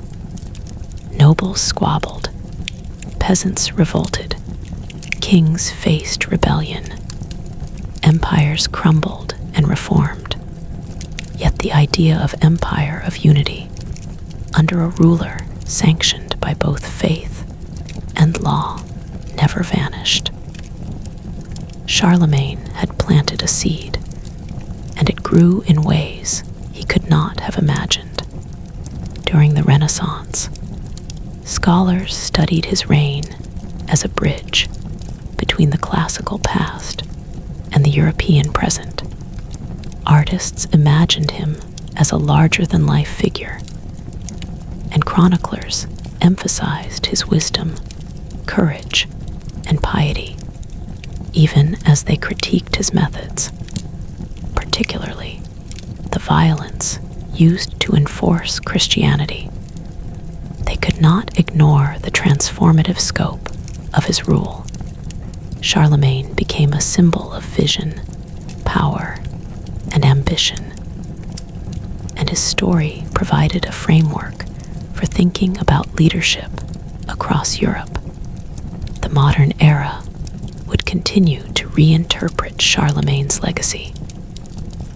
Napoleon Bonaparte saw him as a model, an ancestor of ambition, and a precedent for unifying Europe under one ruler. Nation-states invoked him in propaganda, reclaiming his heritage to justify expansion or centralization. Even today, the European Union quietly reflects the principles Charlemagne embodied: shared governance, cooperation across borders, and the pursuit of a common cultural and legal framework. Yet Charlemagne's true achievement was not conquest, nor law, nor titles. It was the creation of an idea so powerful that it outlasted his own lifetime: the vision that a continent could be shaped, connected, and guided by shared principles. Survived centuries of war, division, and political upheaval. His empire fell, his family feuded, and his successors faltered, but the blueprint remained. In every lesson on governance, law, and faith, in every debate about unity and independence, in every attempt to organize Europe under shared principles, Charlemagne's hand can be felt. He transformed not just the lands he ruled, but the very way rulers and citizens imagined power and civilization. And so, more than a millennium after his coronation, Charlemagne remains not merely a historical figure, but a symbol, the enduring question of Europe itself. How do disparate peoples, cultures, and regions live together in order and cooperation? How do laws, faith, and authority balance to create stability? How much can one individual shape the destiny of a continent? These questions continue to echo through time. They rise in the deliberations of modern statesmen. They linger in classrooms where children study European history. They hum quietly beneath the foundations of law, governance, and culture. Charlemagne's story, therefore, is never truly finished. It stretches into the present, shaping thought, ambition, and the imagination. He crowned himself in Rome centuries ago, and in doing so, he planted a seed that has never stopped growing, a vision of Europe that is simultaneously real and impossible, historic and eternal, bound to the earth, and yet reaching towards something greater than any one ruler, any one kingdom, or any single century. And as Europe continues to wrestle with these questions, Charlemagne waits in memory and symbol, silently challenging every generation to answer the question he first asked when he lifted the imperial crown. What does it truly mean to unite a continent? The answer is still being written. Time moved forward, but Charlemagne did not move backward into silence. Instead, his presence seeped deeper into Europe's bones, into the way people thought about power, leadership, and destiny. Long after castles crumbled and borders shifted, his name remained spoken with a mixture of reverence and unease, because Charlemagne represented both the promise of unity and the danger of absolute authority. As medieval Europe matured, rulers no longer asked whether Charlemagne mattered. They asked how closely they could resemble him without repeating his mistakes. Kings invoked his name in speeches. Chroniclers compared new emperors to him, sometimes generously, sometimes cruelly. To be called a second Charlemagne was the highest praise imaginable, and the heaviest burden a ruler could bear. By the High Middle Ages, the Holy Roman Empire had become a paradox. It was neither fully holy, nor fully Roman, nor truly an empire in the way Charlemagne's realm had been. Yet it survived stubbornly, because it carried an idea too powerful to abandon. Every emperor knew that without Charlemagne as a reference point, their authority would feel hollow. His coronation in Rome had permanently fused political power with sacred legitimacy, and undoing that bond proved nearly impossible.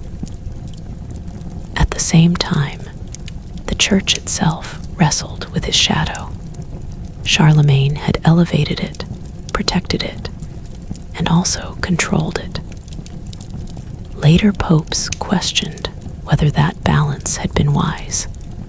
The investiture controversy, one of the most explosive conflicts of medieval Europe, was rooted in a question Charlemagne had left unanswered.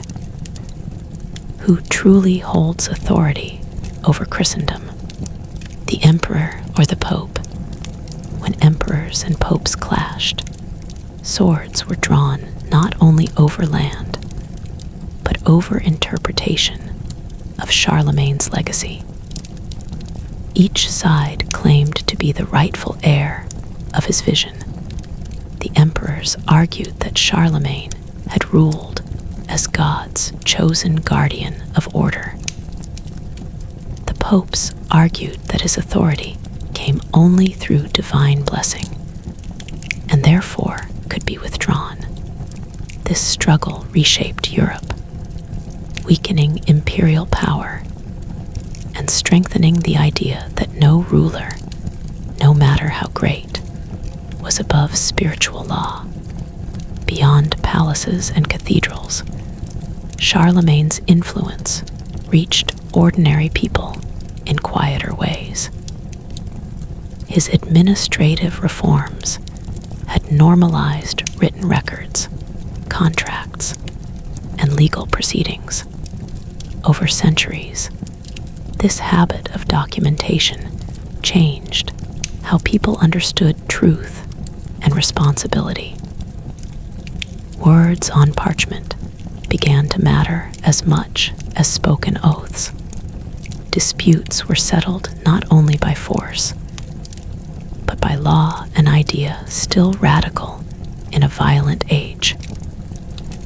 Education, too, continued to ripple outward. The Carolingian Renaissance had not ended with his death. It had merely slowed and transformed. Cathedral schools became universities.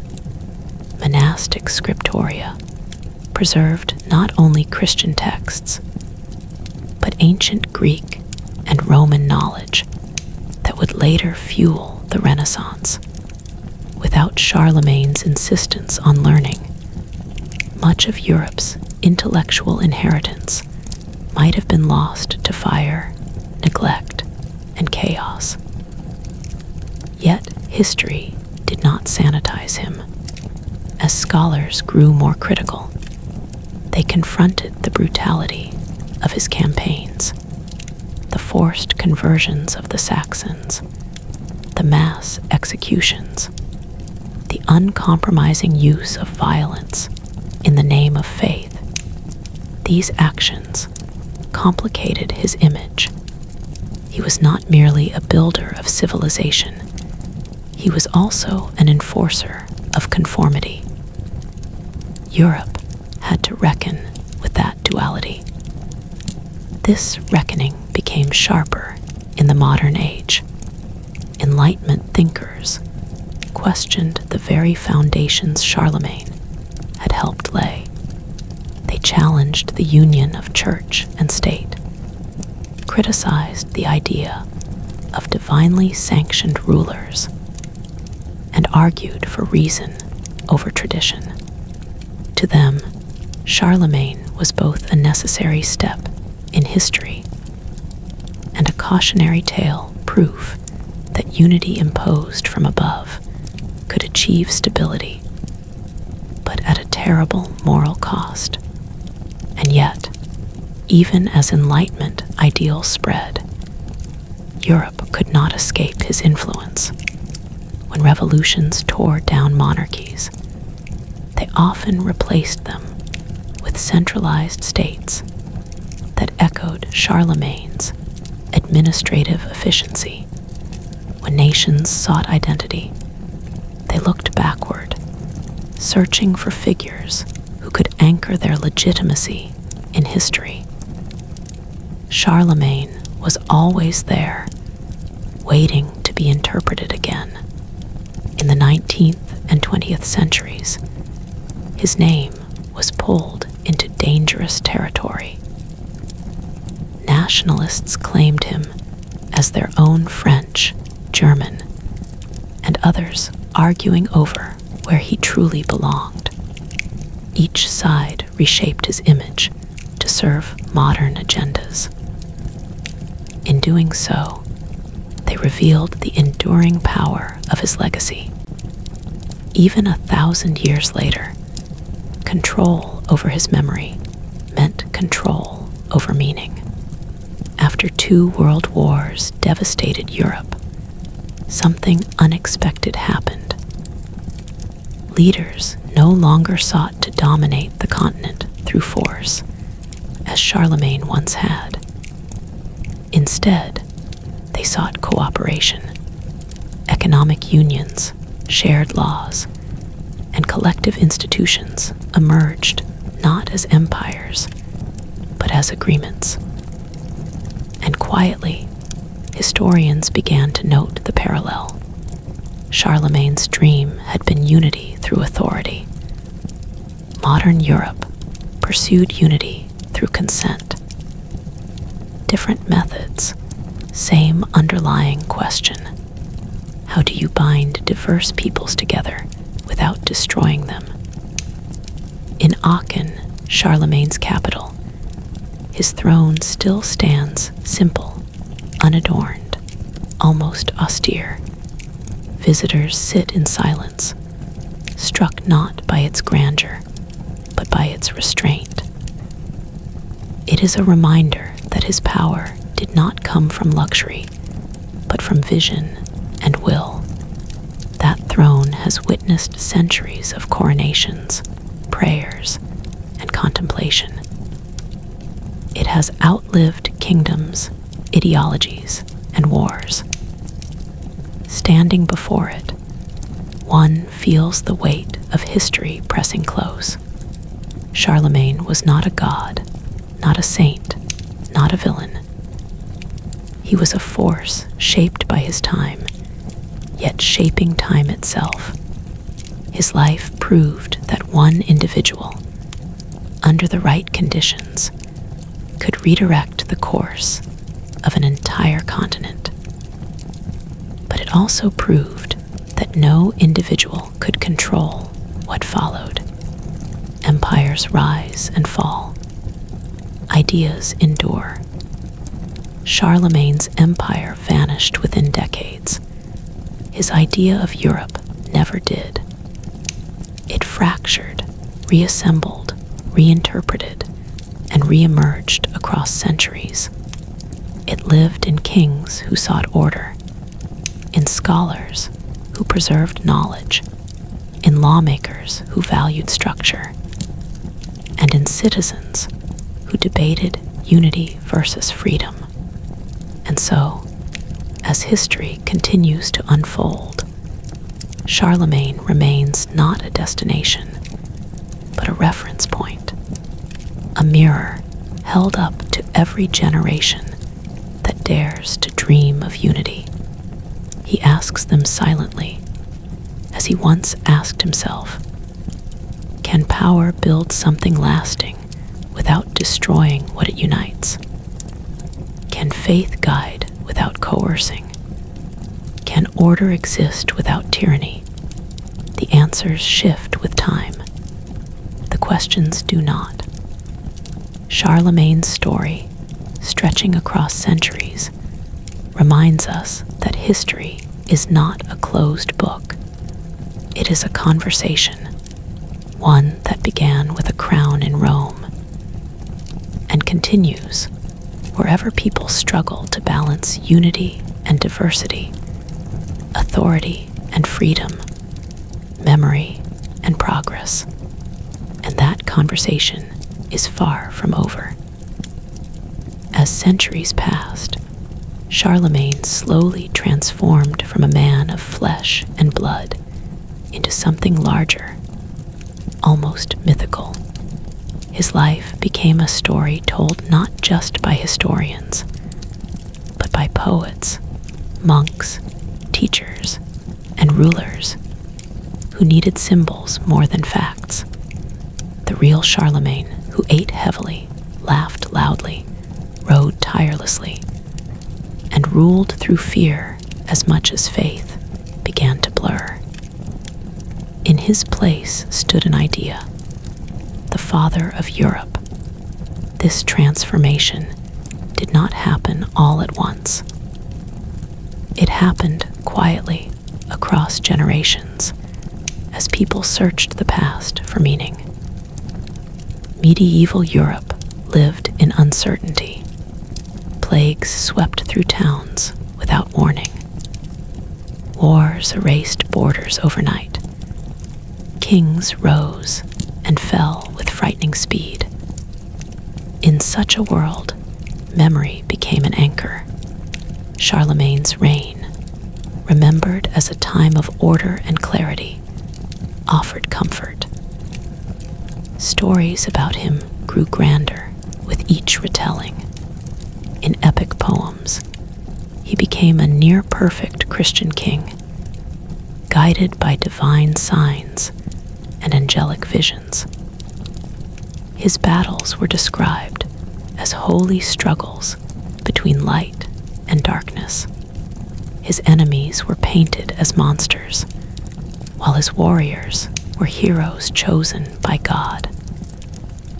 These tales were not meant to be accurate. They were meant to teach. They told people what a ruler should be, even if no ruler could truly live up to that image. The famous legends of Charlemagne and his paladins spread across Europe. Roland, his loyal knight, became a symbol of sacrifice and loyalty unto death. These stories shaped how Europeans understood honor, duty, and obedience. Charlemagne was no longer just an emperor. He was the center of a moral universe. Yet beneath the legends, scholars continued to examine the truth. They found contradictions. They found cruelty alongside vision. They found forced baptisms beside genuine reform. The more they studied him, the more complex he became. And complexity, rather than weakening his legacy, made it stronger, because real influence does not come from perfection. It comes from impact. As Europe entered the late medieval period, political power shifted. Feudal lords gained autonomy. Cities grew wealthy and independent.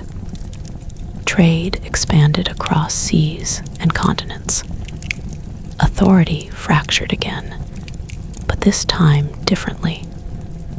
And still, Charlemagne remained relevant. Lawyers studied legal traditions that traced back to his reforms. Church officials referenced councils he had supported. Kings pointed to his empire as proof that unity was possible, even desirable, even when his system no longer fit the world. His example continued to inspire attempts. During the Renaissance, thinkers rediscovered classical texts that Charlemagne himself had tried to preserve. In a strange way, he became a bridge between ancient Rome and modern Europe. Without his insistence on copying manuscripts, many Greek and Roman works might never have survived to be rediscovered. The rebirth of art, science, and philosophy owed him a silent debt. And then came the Age of Nations. As France and Germany began to see themselves as distinct identities, both claimed Charlemagne.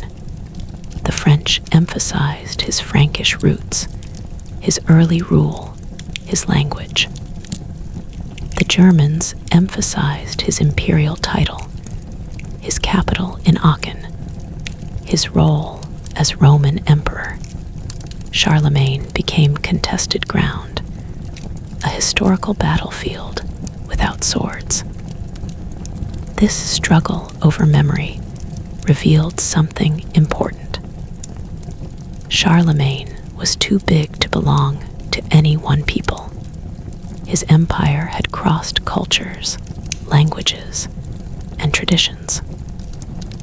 Claiming him exclusively required simplifying him, and Europe learned that simplification could be dangerous. In the 20th century, this danger became real. Totalitarian regimes searched history for figures who could legitimize their ambitions. Some tried to use Charlemagne's image to justify domination, conquest, and forced unity. They spoke of empire, destiny, and historical mission. But the ruins of war exposed the cost of such thinking.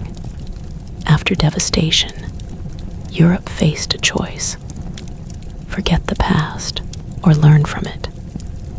Charlemagne's story offered both warning and guidance. His success showed the power of shared systems, education, and cooperation. His failures showed the limits of force and imposed belief.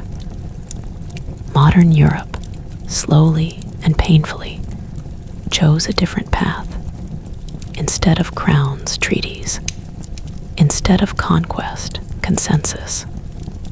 Instead of one ruler, shared institutions. Yet, even in this new form, the old questions remained. How much unity is too much? How much diversity can a system hold before it breaks? These were the same questions Charlemagne faced, though he answered them with swords and scripture. In Aachen, the Charlemagne Prize is awarded each year to individuals who work toward European unity. It is one of the most symbolic gestures of the modern age.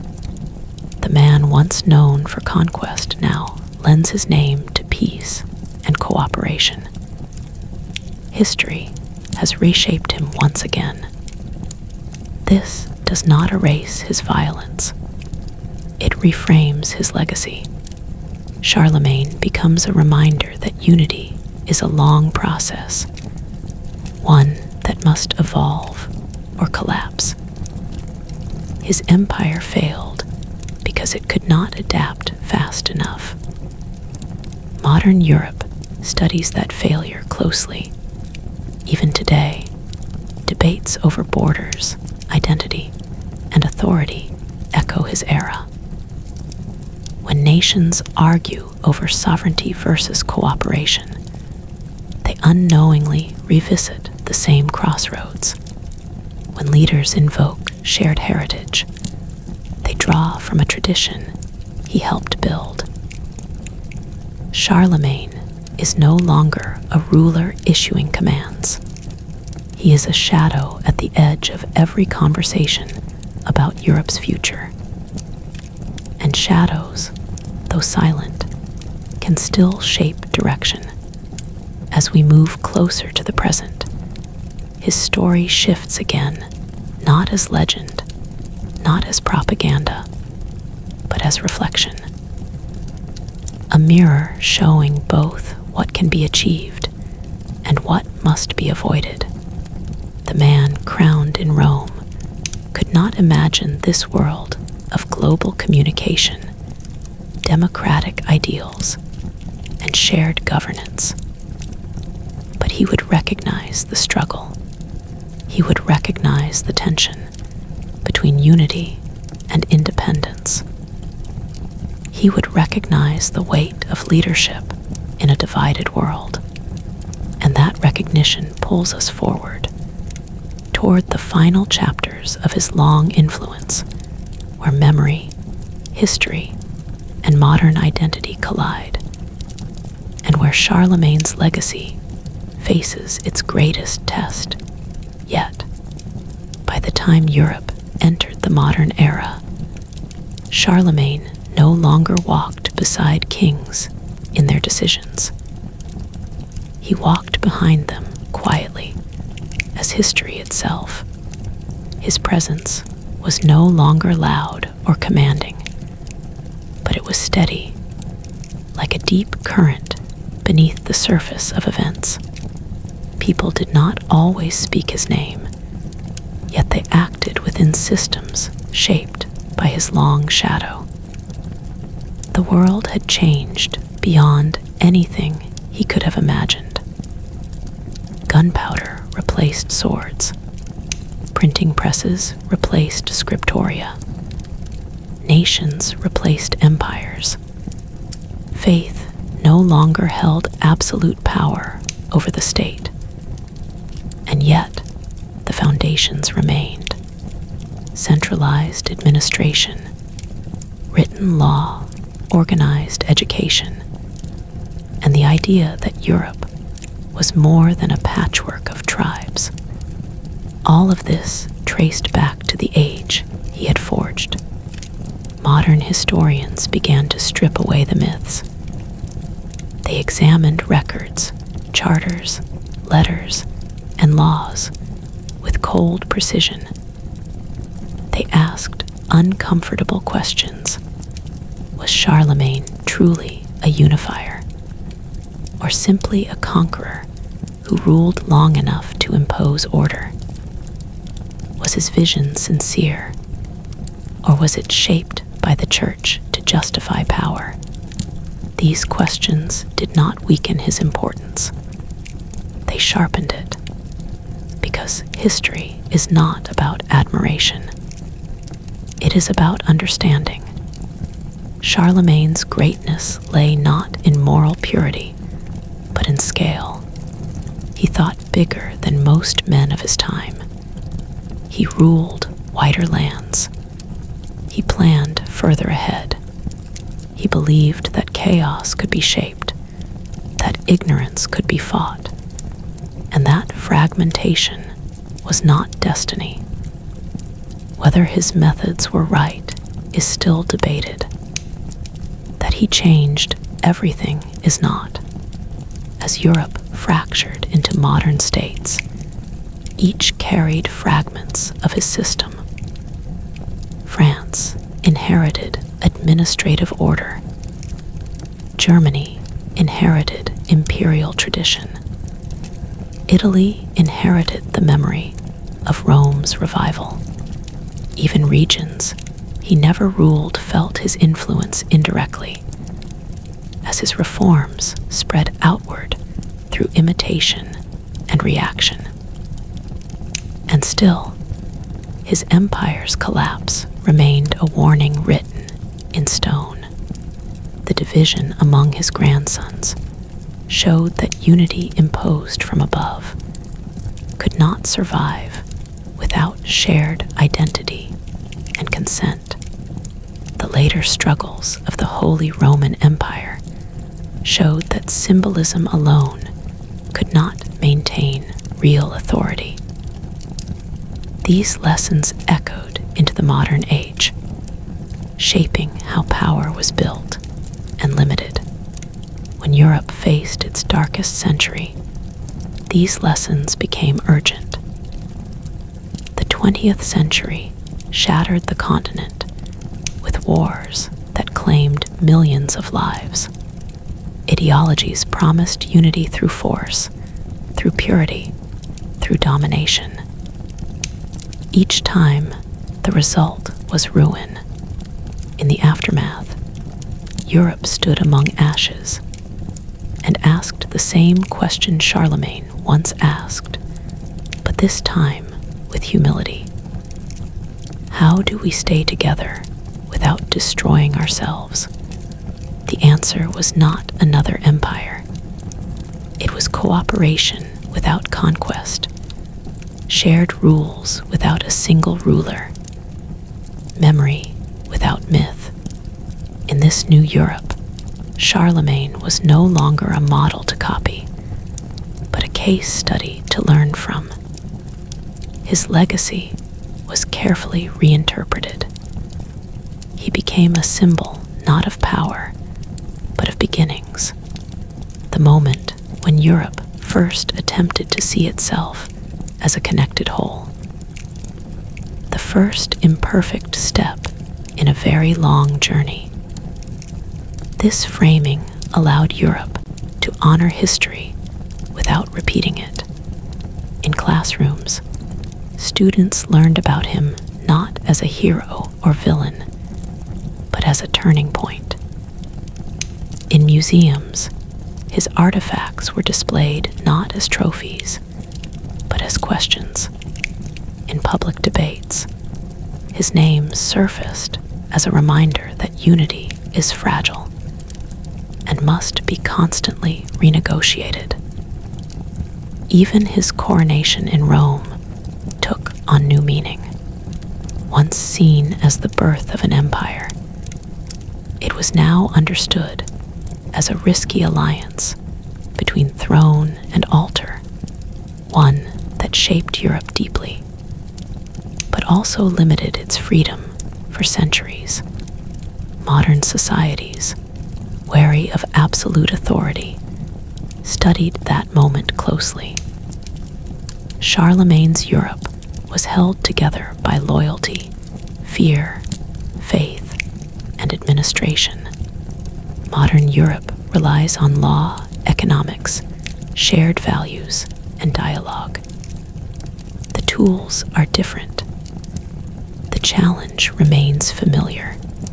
And so, Charlemagne's influence narrows and sharpens as history approaches the present. He is no longer everywhere. He is specific.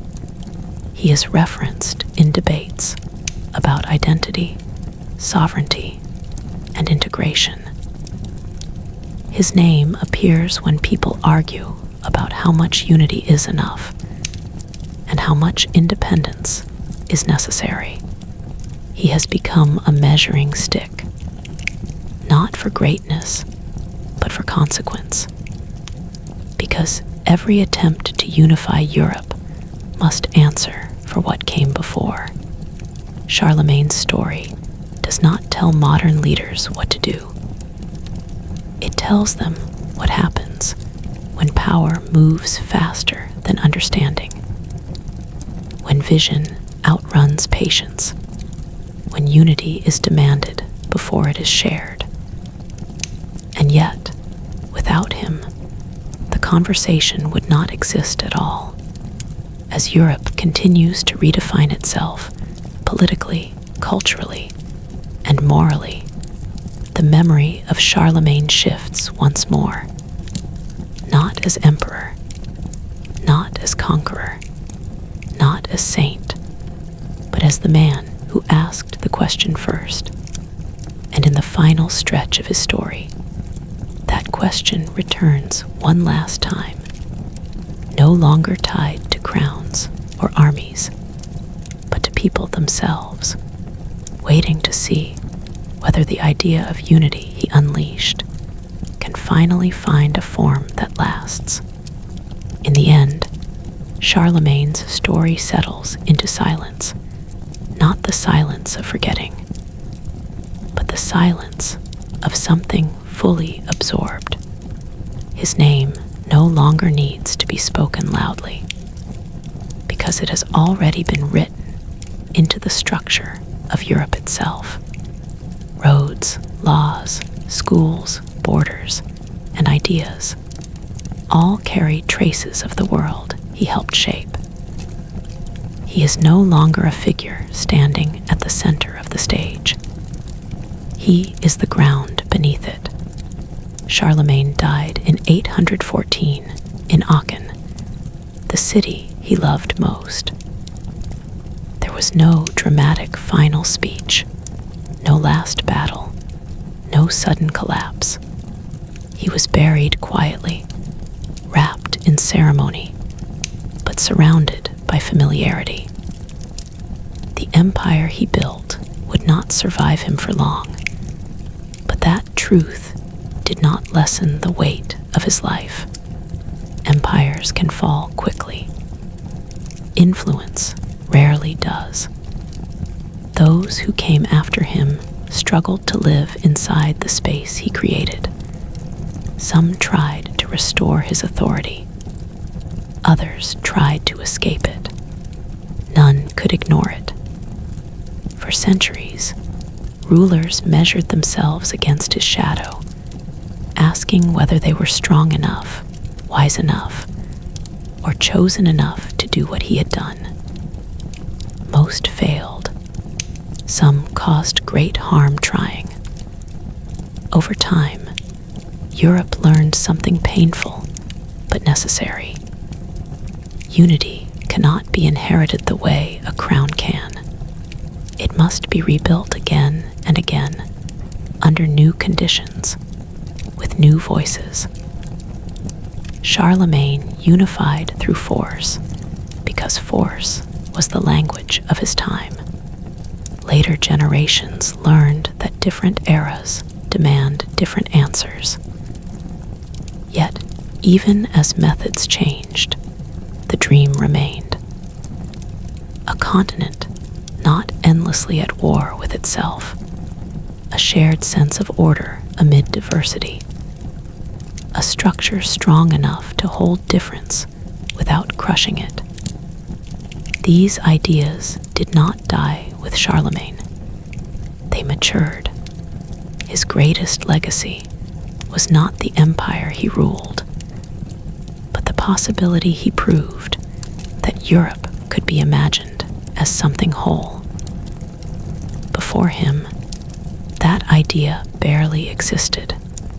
After him, it could never fully disappear.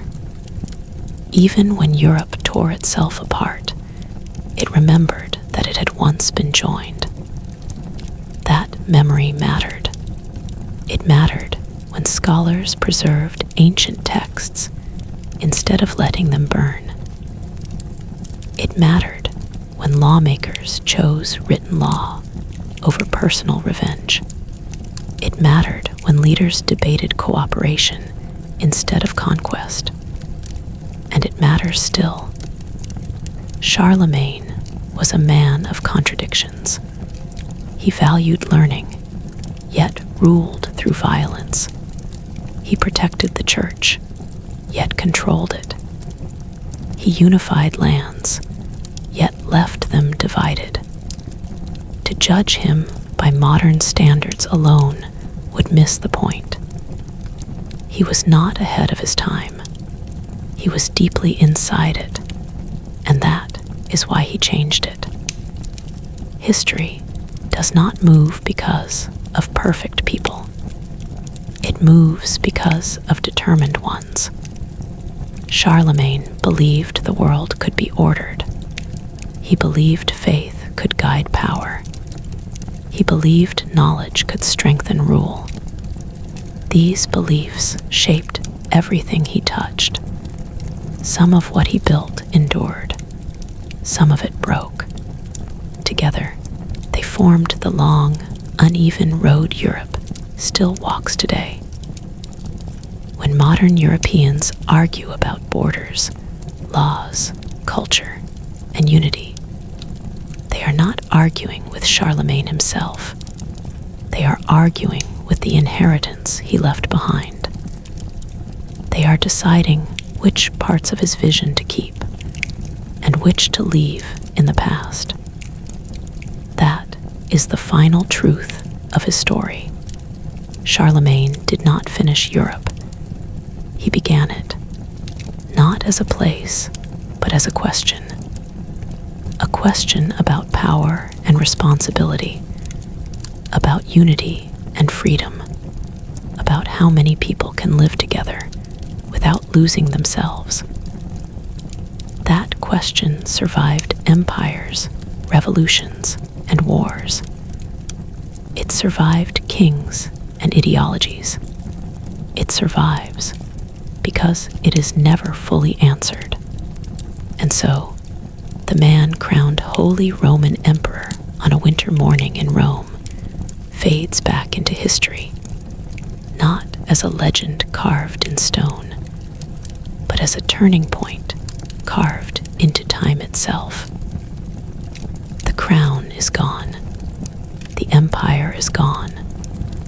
The question remains. And as long as Europe continues to search for balance between unity and difference, Charlemagne's story, quiet, complicated, unfinished, will never truly end.